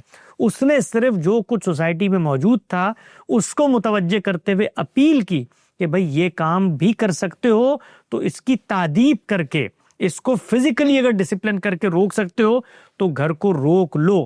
یہ بات قرآن مجید نے کہی، جن کو کہی ان کی سوسائٹی میں کوئی عدالتیں نہیں، کوئی پولیس نہیں، ان کو تو خود قرآن مجید نے کہا تمہارے یہاں کوئی قتل ہو جاتا ہے تو معاشرہ اس کی مدد کرے مقتول کی کہ وہ بدلہ لے لے جا کر۔ تو جن لوگوں کو کہیں وہاں پر کوئی سسٹم نہیں، ریاست نہیں، نظم نہیں، معاشرہ نہیں، پولیس نہیں، انفرادی طور پر لوگ یہ کام کر رہے تھے، تو ہم یہ کہتے ہیں کہ بھائی یہ کام نہ قرآن نے انیشیٹ کیا، نہ مارنے کی ترغیبیں دیں، انسان یہ کرتے چلے آ رہے تھے، فزیکل ڈسپلن کرتے ہیں۔ خود جدید ریاستیں بچوں کے باب میں والدین کو تھوڑی بہت اتھارٹی دیتی تھی ہیں، سوء استعمال ہوتا ہے تو روک لیتی ہیں۔ تو آپ قانون بنائیے اور یہ لکھ دیں کہ آج کے بعد کوئی شوہر اپنی بیوی کو ہاتھ تک نہیں لگا سکتا، قرآن کو اس پر کوئی اعتراض نہیں ہے، قرآن کا کہیں یہ مدعا نہیں ہے کہ آپ نے اس کو مار دینا۔ خود پیغمبر نے بتایا کہ اس زمانے کی رعایت سے بھی اگر آپ نے فزیکلی ڈسپلن بھی کرنا ہے، تعذیب بھی کرنی ہے، تو یہ ہاتھ بھی نہیں لگا سکتے کہ جس کا نشان پیدا ہو جائے۔ تو یہ قرآن کا پرسپیکٹو ہے۔ اب قرآن سے اس کو پڑھو نا جا کر۔ مسلمان معاشروں میں اگر ڈومیسٹک وائلنس کے کیس کسی داڑھی رکھے ہوئے مولوی سے سنتے ہو اور اس کو اللہ کی طرف منسوب کر دیتے ہو تو یہ بڑی بددیانتی ہے۔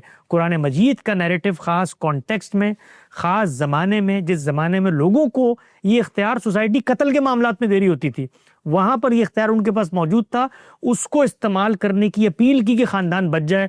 نہ ہمارا مذہب اس کی ترغیب دیتا ہے، نہ اس کی تائید کرتا۔ لیکن بڑا لیزی سولوشن ہے نا حسن بھائی۔ اس طرح تو بہت سے آرگومنٹ اور بھی بڑی چیزوں کے بارے میں بنائے جا سکتے ہیں کہ شراب بھی تھی، لونی بازی بھی تھی، غلام بھی تھی۔ I'm sure کہ آپ کا غلاموں کے اوپر بھی یہی آرگومنٹ ہوگا۔ لیکن زمانے کا آرگومنٹ قرآن کے اوپر اس لیے نہیں آتا کیونکہ یہ جو کتاب ہے یہ تمام زمانوں کے لیے تمام حجت ہے، یہ سب لوگوں کے لیے ایک گائیڈنس ہے فار آل ایٹرنیٹی. اس کے اندر کوئی اسپیشل بات ہونی چاہیے تھی. فار ایگزامپل اب ہم نے انسانی معاشروں میں ہم نے دکھا دیا ہے کہ اگر آپ ہاتھ لگائیں گے تو اس کی کچھ سزائیں دی جائیں گی، اور دوسری بے تحاشا ایسی روایات آپ کو مل جائیں گی جہاں پہ رسول اللہ کے پاس بیویاں لائیں اپنی شکایات کہ میرا خاوند مارتا ہے. اس میں رسول اللہ نے، میں یہ نہیں کہوں گا کہ انہوں نے اس کو بڑا اچھا عمل کہا، لیکن انہوں نے طلاق کا ریکمنڈیشن بھی دی. تو یہ جو ایک سٹیپ ہے، اب اگر میں عورت ہوں، فرض کریں جو مرضی میرے اندر سرکشی ہو یا نہ ہو یا جو بھی، میں نے ٹھیکہ نہیں لیا ہوا کہ انسانی سوسائٹی کو آگے لے کے جانے کا، کیونکہ میں نے اپنے جسم پہ تشدد میں نے تو برداشت نہیں کرنا، یعنی کوئی بھی انسان اس چیز کو برداشت نہیں کرے گا. تو یہ اس کے پیچھے کہنا کہ میں نے فیملی سسٹم کو بچانے کے لیے یہ اس وقت کا ایک نارم تھا، یہ تھوڑی سی اسٹریچ نہیں لگتی آپ کو؟ جی میں اس پہ بات کرتا ہوں. دیکھیے آپ نے 2-3 الفاظ اختیار کیے. تشدد کہیں زیر بحث نہیں ہے. آج ماڈرن اسٹیٹ کرافٹ کے اندر بھی آپ اگر یہ لکھیں کہ آپ اپنے بچوں کو ڈسپلن کرنے کے لیے کیا کسی حد تک فزیکلی تعذیب کر سکتے ہیں، تشدد اور وائلنس بالکل الگ چیز ہے. بھئی میں امریکہ میں رہتا ہوں، میرے چھوٹے بچے ہیں، 6 سال کے بچے ہیں، ٹوئنز ہیں، مجھے کبھی کبھی ان کو ہاتھ سے پکڑ کے الگ کرنا پڑتا ہے، کبھی کبھی تنبیہ بھی کرنی پڑ جاتی ہے، کبھی کبھی کان کے اوپر ہلکی سی چٹکی بھی کاٹنی پڑ جاتی ہے. یہ زندگی کی ریئلٹیز ہیں. ان کو مجھے امریکہ میں رہتے ہوئے یہاں کا لا نہیں روکتا کہ آپ ڈسپلن کرنے کے لیے یہ کام کر سکتے ہیں. لیکن کیسے ڈسپلن کریں گے بیوی کو؟ جی میں اگلی بات کرتا ہوں. اس سے آگے بڑھ کر میں مار دھاڑ شروع کر دوں، میں مثال کے طور پر اس کے اوپر حملہ آور ہو جاؤں، اس کا خون نکل، یہ تشدد ہے، وائلنس ہے. اس کو کوئی جائز قرار نہیں دیتا. جس وقت ان معاشروں میں بھی، میں اس پر بھی آتا ہوں کہ قرآن مجید زمانے سے کیسے بات کرتا ہے. قرآن کا ہر حکم مبنی بر ریزن ہے. ریزن پایا جائے گا تو عمل درآمد ہوگا، ریزن نہیں پایا جائے گا تو خود قرآن کہتا ہے کہ اس پر عمل درآمد نہیں ہوگا. مثال کے طور پہ قرآن مجید نے مرد کو بعض اختیارات دیے فیملی سسٹم میں. کیوں دیے؟ آگے ریزن بتایا. بما انفقوا من اموالہم، پیسہ خرچ کرتا ہے. کسی سوسائٹی کے اندر عورتیں سربراہی کے مقام پر آ جائیں، نان نفقے کی ذمہ داری لے لیں، دین کا اصول تبدیل ہو گیا. دین قیامت تک ہے ود ریزن پایا جائے گا تو اخلاقی اصول پیدا ہوں گے. اس صورت میں آپ جب میرے پاس آئیں گے نا کہ عورت نے بھائی گھر سنبھالا ہوا ہے، تو میں شوہر کو کہوں گا اس کی تابعداری کرو، اطاعت کرو، اخلاقی تقاضا ہے. تم اگر فیملی سسٹم بھی تو چینج ہو جائے گا نا، جو ابھی آپ نے کہا کہ فیملی سسٹم، تو فیملی سسٹم بدل گیا تو نہیں، فیملی سسٹم کو چینج کرنا چاہتا ہے دنیا میں تو کر دے. مجھے کیا پرابلم ہے؟ کوئی کرنا چاہتا ہے. عورت کو اگر اختیار، یہ ہم نے ویسٹ میں دیکھا ہے کہ عورت کو جب اختیار ملتا ہے تو ڈیورس ریٹ اوپر جاتا ہے، ہم نے دیکھ لیا.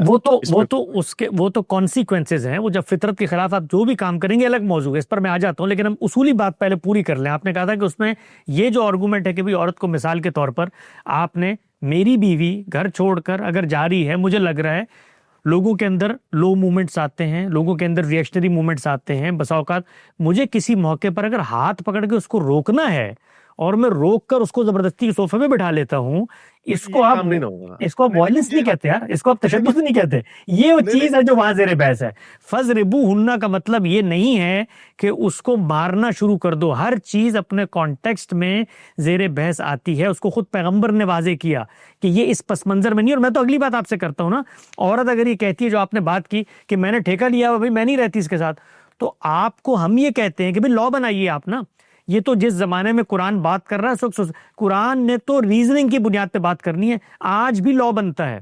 یعنی آپ اگر فیملی سسٹم کو ڈسٹروائے کرتے ہیں اس طریقے سے، آپ بطور ماں کے آپ ڈرگ یوزر بن جاتی ہیں. یہاں کی عدالتیں پکڑ کے آپ کو جیل میں ڈالتی ہیں. آپ نے فیملی سسٹم کو برباد کیا. آپ کو چھوٹے بچے کے ساتھ رہنے کی اجازت نہیں ہوتی کیونکہ کانسیکوینسز ہوتے ہیں. تو سرکشی جب آپ اپناتے ہیں، سسٹم کو توڑنے کی بات کرتے ہیں، اور میں تو اس سے آگے بات کرتا ہوں، ریزننگ کی بنیاد پہ قرآن نے بات کی ہے. ریزننگ پائی جاتی ہے، شوہر یہ کام کرے، سرکش ہو جائے، تب بھی سوسائٹی اس کو سزا دے سکتی ہے. تو قرآن کی ہر ہدایت مبنی بر ریزن ہے. قرآن کو کوئی اصرار نہیں ہے کہ اس نے جو اوضاع مقرر کر دی ہیں تم نے لازمی. مثال کے طور پہ قرآن مجید نے کہا بھی عدت گزارو، طلاق ہو جاتی ہے تو اس کے بعد آپ نے 3 پیریڈز گھر میں بیٹھا، اس کی ریزن بتائیے آگے تاکہ پتہ چل جائے پیٹ کے اندر کیا ہے. وہ جس کا بچہ ہے وہ فیصلہ ہو جائے. یہ نہ ہو کہ طلاق لے کے تم چلی گئی، دوسرے دن شادی کی، بچہ ہو گیا، پچھلا والا کہہ رہا ہے میرا، اگلا والا کہہ رہا ہے میرا. فیصلہ کیسے ہوگا؟ بچے کی سسٹم کو ختم کر دیں، کیونکہ اب تو ہمیں ڈی این اے سے پتہ چل جائے گا، تو اب عورت کو 3 پیریڈ سائیکل ویٹ کرنے کی ضرورت نہیں ہے. ہاں تو ہم تو یہ کہتے ہیں ہم تو یہ قرآن کی ریزننگ کی بنیاد پہ کہتے ہیں. بھائی قرآن مجید نے تو خود اس کو عمل کر کے بتا دیا کہ اگر اگلے دن بچہ پیدا ہو جاتا ہے تو عدت ہے ہی نہیں. خود قرآن نے بتا دیا. یہاں تک بتا دیا کہ نکاح کے بعد بیوی کو ہاتھ نہیں لگایا تو عدت ہے ہی نہیں. اپلائی کر کے بتا دیا. تو کبھی یہ قرآن کے اندر ہے, یہ دونوں چیزیں قرآن کے اندر ہیں. تو اسی کی بنیاد پہ ہم یہ کہتے ہیں کہ قرآن جو بھی حکم دیتا ہے, کبھی ٹھنڈے دل و دماغ سے طالب علم بن کے ہم قرآن مجید کے پاس جائیں تو صحیح, بعد میں اس کو ریفیوٹ بھی کریں گے, اس کو رد بھی کریں گے, لیکن پہلے سمجھیں کہ وہ بات کیا کرتا ہے. وہ ریزننگ کی بنیاد پہ بات کرتا ہے. مثال دیتا ہوں ایک اور, میں آپ کو آگے بڑھ کے مثال دیتا ہوں. قرآن مجید نے وراثت کے حصے مقرر کیے ہیں, ریزننگ کی بنیاد پہ کیے ہیں, اور یہ کہا ہے کہ بلحاظ منفعت قوم تم سے قریب تر ہے, اس کی بنیاد پہ ہم فیصلہ کر رہے ہیں. لیکن جہاں ریزن نہیں پایا جاتا, ایک بیٹا ہے اس نے باپ کی کوئی خدمت ہی نہیں کی سرے سے, تو وہ آ جائے جی باپ کے مرنے پہ پوری زندگی منہ نہیں لگایا جائیداد لینے کے لیے, دین کہتا نہیں ملے گی اس کو. ریزن نہیں پایا جاتا, آپ آگ کر دیں اس کو, ریاست فیصلہ کر سکتی ہے, قرآن کا مقرر کردہ حصہ اس کو نہیں دیا جائے گا, مبنی بر ریزن ہے. تو قرآن کی ہدایت ہر زمانے کے لیے ہے اگر ریزن پایا جاتا ہے. ریزن نہیں پایا جاتا تو میں قرآن کی ہدایت اس پر نافذ نہیں کر سکتا.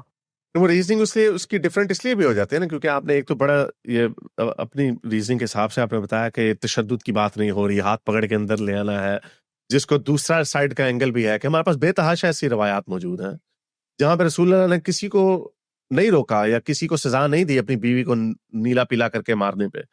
تو یہاں پر بھی کوئی ایک اسٹرانگ قسم کا ریبیوک نہیں آیا رسول اللہ کی طرف سے, جس کی وجہ سے اس کو یہ ایک بڑا مبہم چھوڑ دیا. پھر وہیں پہ بات آ جاتی ہے دربہنہ کا جو ورڈ ہے, اب یہ انہوں نے اللہ تعالیٰ نے ایک ورڈ یوز کر دیا. کیا ان کو اپنی فیوچر کا نالج تھا؟ انہیں نہیں پتا تھا کہ اس کے بیس کے اوپر کتنی اربوں کروڑوں عورتوں کے اوپر اذیت آنے والی ہے. اور لیکن حسن الیاس صاحب یا فراہی اسکول آف تھاٹ بعد میں آئے گا, وہ لوگوں کو بتائے گا کہ نہیں یار تھوڑا رکو ذرا, آپ غلط کام کر رہے ہو, یہ کام نہیں ہے. جی میں آپ سے ایک چیز عرض کرتا ہوں حارث بھائی, آنیسٹلی میں اس معاشرے میں رہتا ہوں, امریکن سوسائٹی میں بیٹھا ہوں, دنیا کی متمدن سوسائٹی, یہاں پر سوشل سائنسز کا ریفارمیشن ہوئی, دنیا کی ترقی یافتہ ترین سوسائٹی. آپ گوگل کریں, چیٹ جی پی ٹی سے جا کر پوچھیں, ڈومیسٹک وائلنس اور فزیکل ابیوز یہ انسانوں کا مسئلہ ہے. انسانی نفسیات جب ڈس ریگولیٹ ہوتی ہے, میری بیوی سائیکالوجسٹ ہیں, فیملی تھراپسٹ ہیں, کپلز کے ساتھ کام کرتی ہیں, میاں بیوی کے رشتے کو سمجھتی ہیں, جب تنازعات پیدا ہوتے ہیں ان کو جوڑتی ہیں. انہوں نے اس موضوع پر پی ایچ ڈی کر رکھی ہے, میں ان سے ڈسکشن کرتا ہوں, روز ان کے پاس کپلز آتے ہیں. دنیا کے اندر یہ 4.5 ارب لوگ جنہوں نے کبھی زندگی میں قرآن کا لفظ بھی نہیں پڑھا, ان کے یہاں بھی ڈومیسٹک وائلنس موجود ہے. اس کا مسئلہ انسان کے اندر ہے. انسان مذہب کو اپنا کر بھی انسان رہتا ہے, اس کے جو مسائل, اس کی جو خرابیاں, اس کی جو نفسیات, اس کے اندر جو فائٹر جیٹ موڈ آن ہوتا ہے, اس کے اندر جو یو فینومنا ہے, اس کے اندر جو انسیکیورٹیز ہیں, وہ کبھی ختم نہیں ہوتی. اس کا مذہب سے کوئی تعلق نہیں ہے. میں ایک شخص کو مذہب کیا کرتا ہے, لوگ کیا کرتے ہیں میں آپ کو بتاتا ہوں. مذہبی آدمی کیا کرتا ہے, مذہبی آدمی یہ کرتا ہے کہ جو غلط چیزیں اس کے یہاں پیدا ہو جاتی ہیں, پیدا ہونے کے بعد ان کو اپنے کانشیس کو مطمئن رکھنے, کیونکہ ضمیر تو اندر سے جھنجھوڑتا ہے نا آپ کو غلط کام کیا, اس کے لیے غلط مذہبی انٹرپریٹیشن کا سہارا لیتے ہیں. اس امریکہ کے اندر ڈومیسٹک وائلنس کے جو کیسز ہیں ان میں 50% کے قریب مرد اور 50% کے قریب عورتیں انوالو ہوتی ہیں. عورتیں مارتی ہیں شوہروں کو. یعنی کپلز کے اندر جب آپ ساتھ رہتے ہیں تو یہ چیزیں پیدا ہو جاتی ہیں. یہ انسان کا مسئلہ ہے مشترک. یہ رسول اللہ کے زمانے میں بھی انسان کا مسئلہ تھا, یہ آج بھی انسان کا مسئلہ ہے. نہیں لیکن حسن بھائی فرق ہے نا اس میں, حسن تھوڑا سا اس میں فرق یہ ہے نا, دیکھیں وہ تو شرابی بھی ہے نا, کوئی نشے والا ہو وہ بھی, لیکن وہ یہ تو نہیں نا کہہ سکتا کہ دیکھو جی قرآن نے مجھے اجازت دی ہے شراب کی. اب یہ ڈومیسٹک وائلنس کا جو ایشو ہے یہ اتنا ویگ ہو گیا کہ ہاتھ پکڑنے سے لے کے تھپڑ مارنے تک, اس کو نیلا پیلا کرنے تک, یہ اس کی گنجائش موجود ہے. نہیں تو ہم نے تو یہ کہا کہ قرآن نے نہ اس کو انیشیٹ کیا, نہ اس کی ترغیب دی, نہ قرآن مجید نے اس کے بارے میں یہ کہا کہ یہ اس کو اس حد تک پہنچا دو. بھائی قرآن نے ایک بات کی اپنے کانٹیکسٹ میں کہ اگر آپ نے تعدیب کر کے بھی خاندان کے ادارے کو بچانا ہے تو اپیل آپ کے سامنے خدا کی آ گئی. سوسائٹی کے اندر انحراف پیدا ہوتا ہے تو انسان کو اللہ نے کیوں بنایا ہے؟ خود قرآن نے کہا ہے کہ اگر کسی کی حق تلفی ہوتی ہے یا جان مال آبرو کے خلاف زیادتی ہوتی تو آپ کو حق ہے آپ قانون بنائیں. قرآن کی یہ منافی نہیں ہے کہ آپ اسٹیٹ میں یہ قانون بنائیں. غامدی صاحب نے آج سے برسوں پہلے عورت کی تعدیب کے عنوان سے مضمون لکھا ہے, اس میں یہ بتایا ہے کہ یہ ایک تو انیشیٹ کر کے قرآن نے پہلے دن حق نہیں دیا. بھائی دنیا میں ہمیں نظر آ رہا ہے جو لوگ قرآن کو نہیں مانتے سب کچھ یہ کر رہے ہوتے ہیں, فیملیز کے اندر ایک معاملہ ہوتا ہے. قرآن نے اس کو محدود کر دیا, اسٹیپس بتا دیے کہ یہ کام یوں نہیں کہ اس طریقے سے پہلے دن کر دو. یہ صورتحال ہے. جن لوگوں کو کہا وہاں پر کوئی کورٹس نہیں موجود, کوئی سسٹم نہیں موجود, کوئی معاشرہ اس طریقے سے نہیں موجود کہ آگے فیصلہ کرے, شوہر ہی فیصلہ کر رہے ہوتے ہیں. تو انہوں نے یہ لکھی, انصاف کا سسٹم بنایا تو جا رہا تھا نا, قاضی کا سسٹم بنایا تو جا رہا تھا نا. کیا یہ آیت میں ایسے نہیں بنتے سر. سسٹم بنتے ہیں جس وقت سوسائٹی اس جگہ پر پہنچ جائے. کوئی جیل کا سسٹم موجود تھا, مجسٹریٹ موجود تھے, بندے کو کہیں رکھنا ہوتا تھا, قاضی نے بننا تھا نا. لیکن قاضی نے نہیں, لیکن انصاف بہت عرصے بعد رسول اللہ صلی اللہ علیہ وسلم جس سوسائٹی میں آئے, پریمیٹیو قبائلی سوسائٹی, بھائی وہاں تو وہ صورتحال تھی کہ جنگ میں جو قیدی پکڑ کے آ جاتے تھے ان کو بھی تقسیم کر دیا جاتا تھا. کوئی جیل ہی نہیں متمدن. یعنی ہم آج کے زمانے میں بیٹھ کے اس دور کے بارے میں سوچتے ہیں کہ وہاں پر کہاں اسٹیٹ نہیں, خود رسول اللہ صلی اللہ علیہ وسلم دنیا سے رخصت ہوئے, پریمیٹیو قسم کی قبائلی ایک ریاست موجود ہے, کوئی مقننہ نہیں, کوئی انتظامیہ نہیں. یہ جو آپ کو تقسیم نظر آتی ہے, تو آپ قانون سازی کریں, یہ قرآن کے بالکل خلاف نہیں ہے. قرآن کی منشا کے عین مطابق حق تلفی ہو رہی ہے, آپ قانون بنا دیں. کوئی شارٹ, آپ نے اسکول میں بھی تو قانون بنایا. بھئی ہماری سوسائٹی کے اندر آج سے 25-30 سال پہلے تک استادوں کو مارنے کی اجازت ہوتی تھی. استاد تو چھوڑیں, محلے میں کوئی بڑا بوڑھا نکل جاتا تھا, وہ بچیوں کے معاملے میں کہتا تھا دوپٹے کے بغیر جا رہی ہے. یہ سوسائٹی ہوتی تھی. ہمارے اپنے ملک کے اندر اس وقت قبائلی پورا ٹرائبل سسٹم موجود ہے. مشران ہیں بیٹھ کے فیصلہ کر دیتے ہیں, ملک بیٹھے میں. یہ سسٹم نہیں ہے. وہ ٹھیک ہے حسن بھائی, وہ ہر زمانے کی لمیٹیشن اپنے نہیں, لیکن رسول اللہ تو ایک ریولوشنری تھے نا, اور آخری نبی کا بوجھ ہے. ہرگز نہیں. پیغمبر کا ہرگز یہ کہا, پیغمبر نے کوئی ریولوشنری کام نہیں کیا. یہ قرآن مجید کے اندر, پیغمبر کی پوری سیرت کے اندر یہ لفظ مجھے دکھا دیں کہ رسول اللہ ریولوشنری تھے. رسول اللہ تو یہ کوئی نہیں. میرا کہنے کا مطلب یہ ہے, آپ اس پہ ورڈ پہ فوکس نہ کریں, کہ وہ آخری نبی ہیں, وہ خدا کی حکم کے فائنل ترجمانی ہمارے پاس ایک انسان کے تھرو ہونے جا رہی ہے, اور اس کے بعد ہمارے پاس دروازہ بند ہو جانا ہے جہاں پہ ہاتھ کاٹنے کی سزا یا آپ ایڈلٹری صحیح نہیں ہے, ہوموسیکشوالٹی صحیح نہیں ہے, جہاں پہ یہ بڑے ایک. تو کیا یہ بہتر نہ ہوتا کہ اس آیت میں یہ مارو کی جگہ جو ان سے بات بند کرو, بستر الگ کر دو, پھر اپنے راستے الگ کر لو, کیا وہ زیادہ بہتر نہ ہوتا بجائے اس کے کہ یہ ایک بوجھ جو ہے اس کا کہ خاندانی نظام کو بچانے کا بوجھ جو ہے وہ عورت کے اوپر, ٹھیک ہے اگین آپ کی طرف سے ہاتھ پکڑ کے اندر لے آؤ, یا پھر ایز ویگ ایز اس کو تھپڑ مار کٹائی پہ لے جاؤ.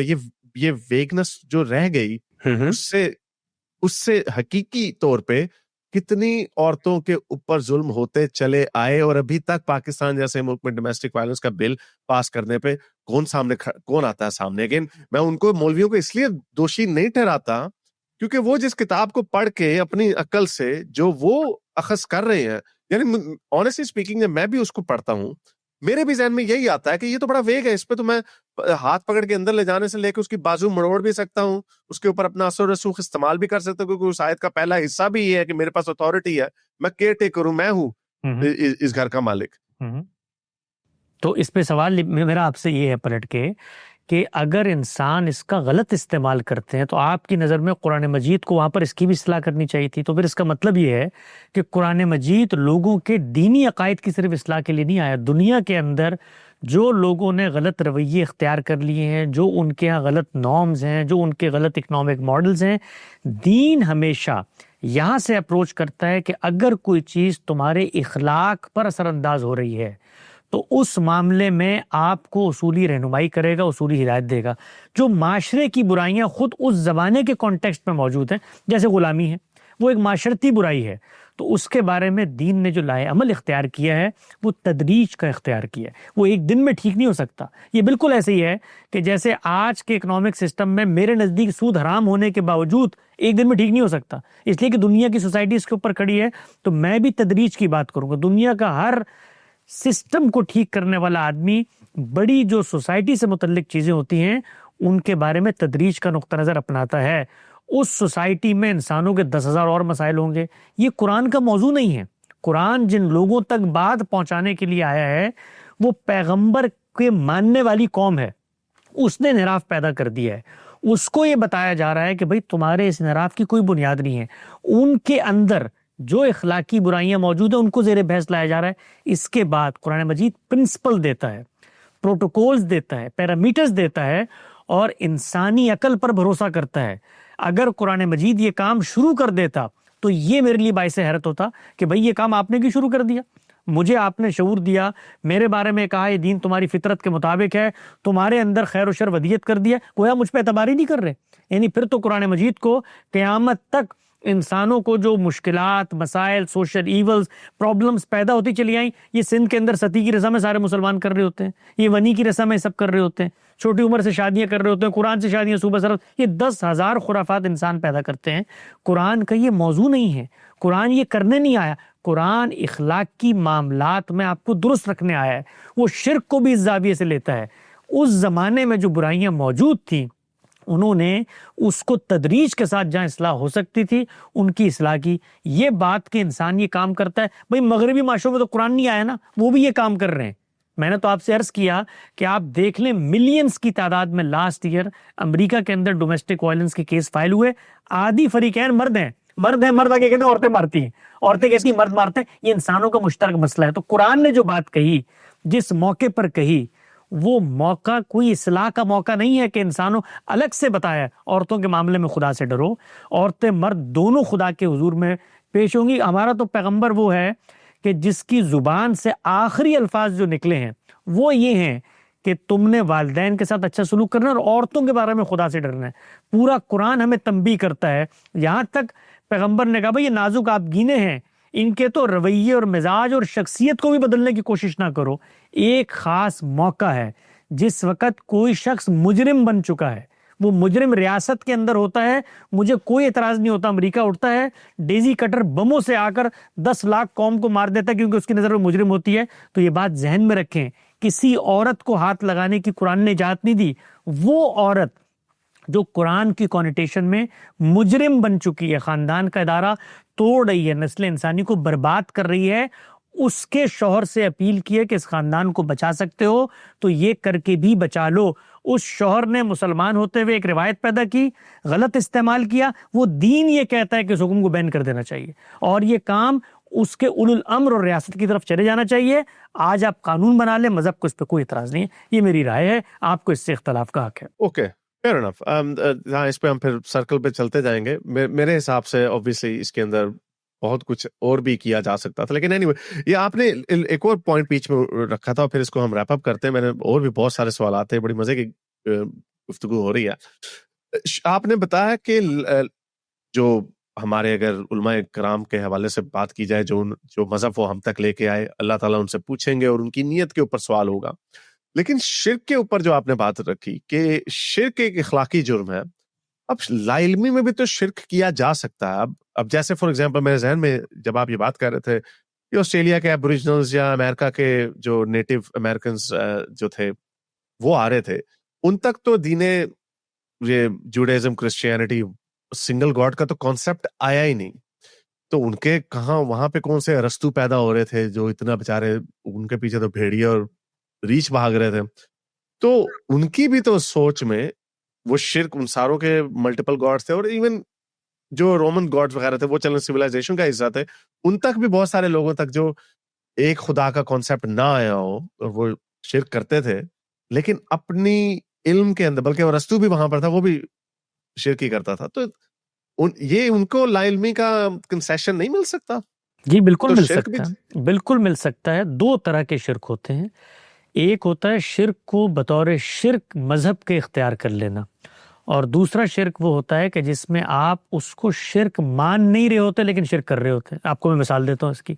آپ کسی مسیحی سے ملیں اور ان سے کہیے کہ آپ شرک کرتے ہیں, وہ پہلے جملے میں اس کی نفی کر دیں گے. وہ کہیں گے کہ نہیں, ہم تو شرک نہیں کرتے. وہ کہیں گے پھر آپ مسیح علیہ السلام کو اللہ کا بیٹا قرار دیتے نہیں. کہتے ہیں اللہ کا بیٹا بایولوجیکل بیٹا تھوڑی ہے بھئی, یہ مینیفیسٹیشن ہے. یعنی اس لحاظ سے تو ہمارا پورا کا پورا تصوف اس کی بنیاد شرک پہ رکھی گئی ہے.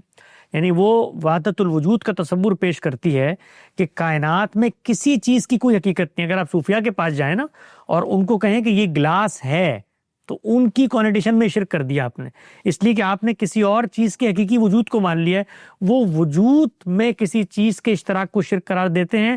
وہ کہتے ہیں یہ پوری کائنات, جس طرح مسیح کہتے ہیں کہ سیدنا مسیح خدا کا پرتو تھے اور اس کا ظہور تھے, تو وہی کہتے ہیں کائنات اس کا ظہور ہے. تو میری نظر میں یہ بھی شرک ہے.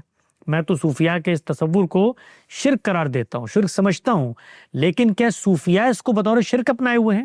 آپ ان سے آگے گفتگو کریں, وہ کہیں گے بھئی ہم تو دین اسلام کے ماننے والے, ہم تو توحید پہ عمل درآمد کرتے ہیں, لیکن یہ شرک ہے جو انہوں نے اپنایا ہوا ہے. مسیحیوں سے ہم ملیں, وہ کہیں گے ہم تو بالکل اللہ کو مانتے ہیں, ہم کوئی شرک نہیں کرتے, لیکن یہ شرک ہے جس کو انہوں نے اپنایا ہوا ہے.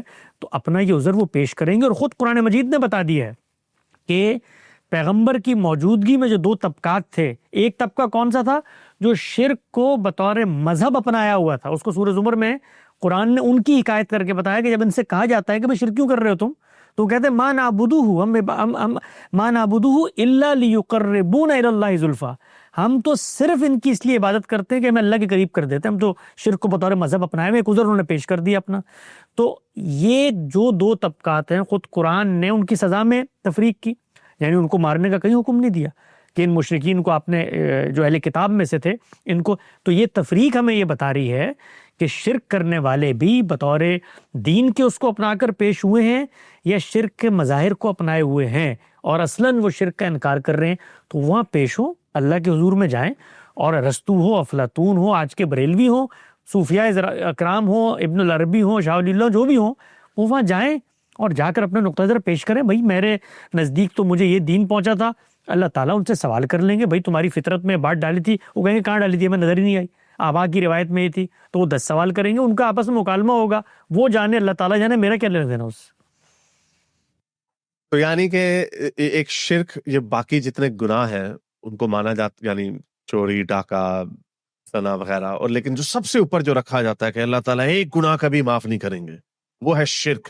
تو یعنی آپ یہ کہہ رہے ہیں کہ وہ بھی, اس کا بھی چانس ہے کہ اگر کوئی اچھے آرگومنٹیشن وہ اپنی طرف سے اللہ تعالیٰ کے حضور جب حاضر ہو تو وہ کر سکتے ہیں, تو ان کی بھی بچت ہو سکتی ہے. اللہ تعالیٰ نے اصولی بات بتا دی ہے, میں کسی پر ظلم نہیں کروں گا, میں انصاف کے ساتھ معاملہ کروں گا. میں نے تمہاری فطرت میں اپنا شعور ڈالا تھا, تم انکار کرتے تو دلیل پیش کرو. تو تمہارے پاس جو علم آیا تھا میری نسبت سے ایک دعویٰ کرنے کے باب میں, میری نسبت سے, یعنی کسی شخص نے شرک اس پہلو سے کیا ہے کہ اس نے کائنات میں جب نظر دوڑائی, کوئی پیغمبر کی بات اس تک نہیں پہنچی تھی, ایک سورج کو اس نے کہا یہ بھی خدا ہے, پتوں کو کہا یہ بھی خدا ہے, فلاں کو کہا, کہ ہمارا شرک ایسے پیدا ہوا ہے. ہمارا شرک ایسے پیدا نہیں ہوا, دنیا میں ایسے پیدا نہیں ہوا. خود ہم جانتے ہیں کہ رسول اللہ صلی اللہ علیہ وسلم کی جہاں پر بعثت ہوئی ہے وہاں پر شرک ایسے پیدا نہیں ہوا. بھائی وہ سیدنا اسماعیل کے ماننے والے تھے, ان کے یہاں کچھ بزرگ بڑے پیدا ہوئے, 300 سال پہلے تک رسول اللہ سے شرک کا نام و نشان نہیں تھا اس بستی میں. ان لوگوں کے ساتھ تعلق کے اظہار کے لیے مجسمے بنے, ان سے تعلق کے اظہار کے لیے ان کے بت بنے, کرتے کرتے صورتحال یہاں پہنچ گئی. آبا کی ایک روایت تھی, جب قرآن نے آرگومنٹ پیش کیا ہے, آگے سے کیا جواب دیا مشرکین نے؟ ہم تو اسی فطرت میں پیدا ہوئے, نہیں, ما وجدنا آبانا, جس پر ہم نے اپنے ماں باپ کو پایا ہے ہم تو وہی کام کرتے ہیں, ہم تمہاری بات کیوں مانیں؟ تو جو آرگومنٹ قرآن میں مشرکین نے پیش کیا ہے یہ قیامت میں پیش کریں گے تو میرے نزدیک تو اللہ کو اس کو قبول نہیں کرنا چاہیے, کیونکہ یہ آرگومنٹ کوئی عقل و دلیل پہ مبنی نہیں ہے. یہ تو اس پہ مبنی ہے کہ ایک ٹارگٹ کلر اٹھ کے کہے کہ بھئی میں نے تو اپنے چچا اور اپنے ماما کو یہی کرتے دیکھا تھا اس لیے میں بندے مار رہا ہوں. تو اس سے پوچھا جائے گا بھئی تمہارے اندر کوئی شعور نہیں تھا؟ اچھا تمہیں توجہ دلائی جا رہی ہے غلط کام ہے, تو تم کیسے اس کو ریفیوٹ کرتے ہو؟ اس کا جواب دو. وہ کہے جی میں اس کو ایسے ریفیوٹ کرتا ہوں کہ میرے چچا نے, دادا نے, تایا نے, سب نے مارے تھے, لہذا میں تو بندے مارتا رہوں گا. تو جب کوئی اخلاقی برائی ہوتی ہے اس پر توجہ دلائی جاتی ہے تو اس پر رد عمل کیا رہا, بات ان تک پہنچی نہیں پہنچی. اسی لیے ہم یہ کہتے ہیں کہ ہم دنیا میں کسی کی جنت جہنم کا فیصلہ نہیں کریں گے. قیامت میں لوگ پیش ہوں گے, اپنے آزار خدا کے سامنے رکھیں. خدا کا اپنے بارے میں یہ کہنا ہے کہ جس نے جانتے بوجھتے شرک کیا, جانتے بوجھتے شرک, میں اس کو معاف نہیں کروں گا. وہ شخص ثابت کر دے جی میں نے جانتے بوجھتے نہیں کیا, یہ سرکمسٹانسز تھے, میں یہ مانتا ہوں میرا خدا انصاف کرے گا.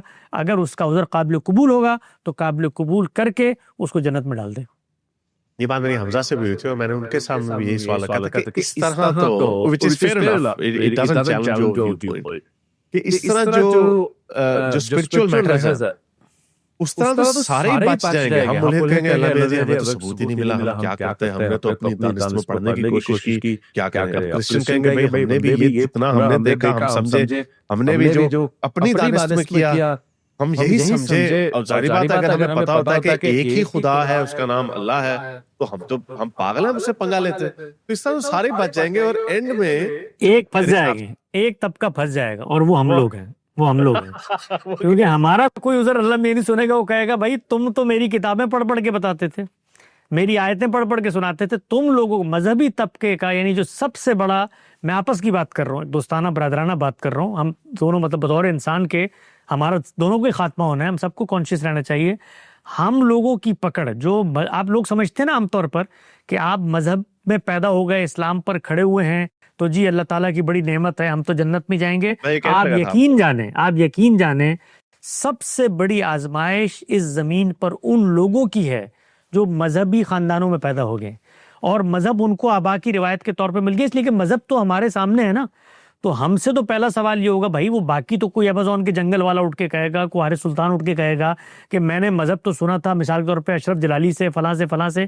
وہ تم تو بیٹھے ہوئے تھے روزانہ قال اللہ قال رسول کرتے تھے اور فرائی مکتب فکر کے ماننے والے تھے، اور تم نے یہ کرنے کے بعد بھی حرکتیں کی، اخلاقی طور پہ تم اتنے پست تھے. تو یہی بتایا ہے، یعنی محرومی بڑی نعمت ہے قیامت کے دن، لیکن اس کا فیصلہ اللہ کرے گا کون شخص کس درجے. اور میں آپ کو بتاؤں اللہ کے ہاں اس سب کے باوجود اللہ کے ہاں کوئی نا انصافی. آپ سوچیں ذرا، امیجن کریں کہ کتاب آ رہی ہے خدا کی، اور اپنے نئے پیغمبر اور اس کی قوم اور ملت کی تاسیس ہو رہی ہے، اس میں اللہ میں کیا کر رہے ہیں؟ اس قوم کی جس کو معزول کر دیا ہے اس کے نیک لوگوں کی تعریف کر رہے ہیں، اور کہہ رہے ہیں کہ ان میں سے ایسے ہیں کہ راتوں کو اٹھتے. مسیحیوں کی تعریف کی اللہ تعالیٰ نے بتایا کہ ان کی راتیں خدا کے ذکر سے آباد اور شاد ہوتی ہیں، یہ اتنے خدا کے ماننے والے ہیں اور خدا کی محبت میں اتنے سرگردہ رہتے ہیں. تو قرآن نے بتا دیا ہے کہ میرٹ اور کرائیٹیریا ہے بھائی، نہ مسلمان ہونے سے جنت میں جاؤ گے، نہ یہودی نہ نصرانی.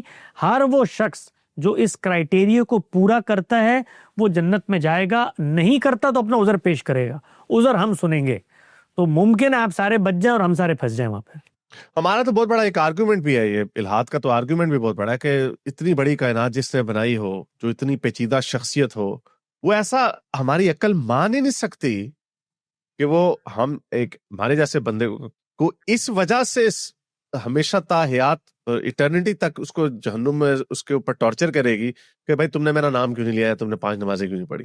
یہ عقل اس بات کو مانتی نہیں ہے کہ اتنی پیچیدہ شخص وہ اتنی ناانصافی کر سکتی. کیونکہ یہ ایسے ہے کہ میں چونٹیوں کو جا کے روز جلانا شروع کر دوں کہ تم میرے قصیدے کیوں نہیں پڑھتے. چونٹی کو تو پتہ نہیں کہ میں ہوں یا نہیں ہوں. دو چیزوں کا فرق ہے، یعنی ایک خدا کے مطالبات ہیں، اس کے اندر تو میں بھی یہ کہتا ہوں کہ اللہ غفور الرحیم ہے، ہم انسان کمزور ہیں، ہم سے اس نے مطالبات رکھے ہیں ہمارے سامنے، ہم بھول جاتے ہیں، نسیان میں مبتلا ہو جاتے ہیں، ہم بہت جلدی مائل ہو جاتے ہیں برائی کی طرف.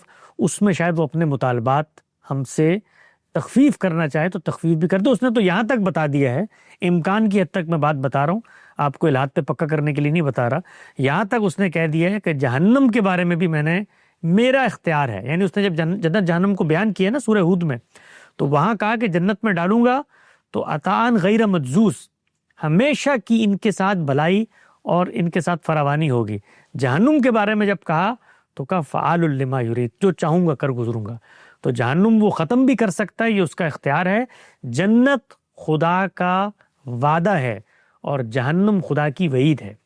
وعید کے بارے میں یہ طے ہوتا ہے کہ وہ وعید کی حد تک ہوتی ہے، جب تک وہ چاہے گا اس کو برقرار رکھے گا، جب اٹھانا چاہے وہ اٹھا دے. اور خود سورہ ہود میں اس چیز کا امکان ہے. تو میں تو یہ عرض کرتا ہوں کہ اللہ کے مطالبات، اس میں بھی دیکھیے اس نے کہا میرے مطالبات تو چلو میں جانوں، بندوں کے مطالبات بندوں سے معاملہ کرنا پڑے گا. قیامت میں وہ کہتا ہے کہ بندوں کے مطالبات ہوں گے تو میں آپس میں معاملہ کروں گا. اور حدیث میں آتا ہے کہ رسول اللہ صلی اللہ علیہ وسلم فرماتے ہیں کہ اس دن پھر لوگ نیکیوں کا تبادلہ کر رہے ہوں گے لوگوں سے، بھئی یہ بھی لے لو، مجھے معاف کر دو، اگرچہ میرا درجہ کم ہو جائے یا کوئی صورتحال ہو جائے تو یہ چیزیں معاف ہو جائیں گی. لیکن اس کے ساتھ اس کے مقابلے میں ایک اور بات کو دوسرے پہلو سے رکھ کے دیکھیں کہ ایک مثال کے طور پہ میری ماں ہے، اس نے مجھے پیدا کیا. میں کوئی آپ کو مولویانہ وائزانہ آرگومنٹ نہیں دے رہا مذہب کی طرف آنے کے لیے. مذہب کا آرگومنٹ قرآن میں لکھا ہوا ہے، وہ بڑا مضبوط ہے، اس کو وہ جو پڑھیں گے وہاں آپ دیکھ لیجئے گا. ویسے میں بتانے کے لیے ایک چیز بتا رہا ہوں کہ ایک صورتحال یہ ہے کہ میں پیدا ہو گیا، مثال کے طور پہ ماں نے مجھے پالا پوسا، گھر کے اندر ماحول ایسا تھا، سب کچھ تھا، میں ماں کے حقوق نہیں ادا کر سکا. تو یہ یقینی طور پر ایک نوعیت کا چھوٹا جرم ہے. بھئی ماں نے پیدا کیا، چلو کمیاں بیشیاں تھیں، جو بھی تھا ایک اچھے طریقے سے، میں اس ماں کو ماں ماننے سے انکار کر دوں تو یہ ذرا نوعیت بدل گئی. یعنی ایک اس کے حقوق اور فرائض کی بحث تھی اور ایک اس کی حقیقت تھی جس کو میں نے انکار کر دیا. تو اللہ تعالیٰ جب یہ گفتگو کرتے ہیں تو وہ وجودی حقائق سے گفتگو شروع کرتے ہیں. بہت فطری انداز ہے. بھئی یہ کائنات ہے تمہارے سامنے, تم اپنے اوپر غور کرتے ہو, مخلوق ہو, بنائے گئے ہو, تو خالق تو ہونا چاہیے. تو خالق اگر میں نہیں ہوں تو کوئی دوسرا ہے تو اس کا ثبوت لے کر آؤ, دلیل لے کر آؤ. تو بڑے میگا نیریٹیوز ہیں, یعنی زندگی کے یہ چھوٹے چھوٹے معاملات نہیں. اسی لیے میں الہاد کے بارے میں بھی یہ کہتا ہوں کہ بھئی آپ نے ان سے گفتگو کرنی ہے تو سنجیدہ سطح پر میگا نیریٹیوز پر گفتگو ہوگی, ان سے بات چیت ہوگی. خدا کا مقدمہ کچھ وجودی حقائق کے اوپر کھڑا ہوا ہے, وہ فطرت کو پکارتا ہے, اس کا ایک عقلی استدلالی نظام ہے. جو کتاب وہ لے کر آیا ہے اس کی حقانیت کو وہ ثابت کرتا ہے دلائل دے کر.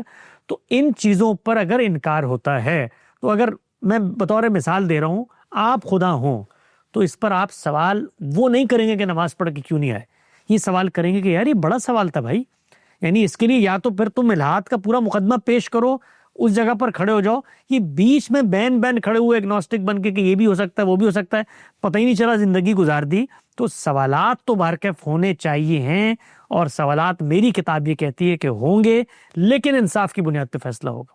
نہیں وہ بالکل ٹھیک ہے. اور الہاد کا مقدمہ بڑی مضبوطی سے رکھا جا سکتا ہے. آپ نے ماں کی جس طرح اگزامپل دی, ماں کے سامنے ہے, لیکن اسے ایسا بھی ہو سکتا ہے ایک بچہ پیدا ہوا ہے, اس کو کوئی جزیرے میں چھوڑ گیا اور اس کے پاس کوئی انسانی علم نہیں ہے. میں آئسولیشن میں بات کر رہا ہوں, کیونکہ اگر ہم اپنے اسپیس میں اپنے آپ کو دیکھیں, ہم آئسولیٹڈ ہی ہیں, یعنی ہماری کائنات اتنی بڑی, کیا ہو رہا ہے اس کے پیچھے کیا نہیں ہمیں پتا.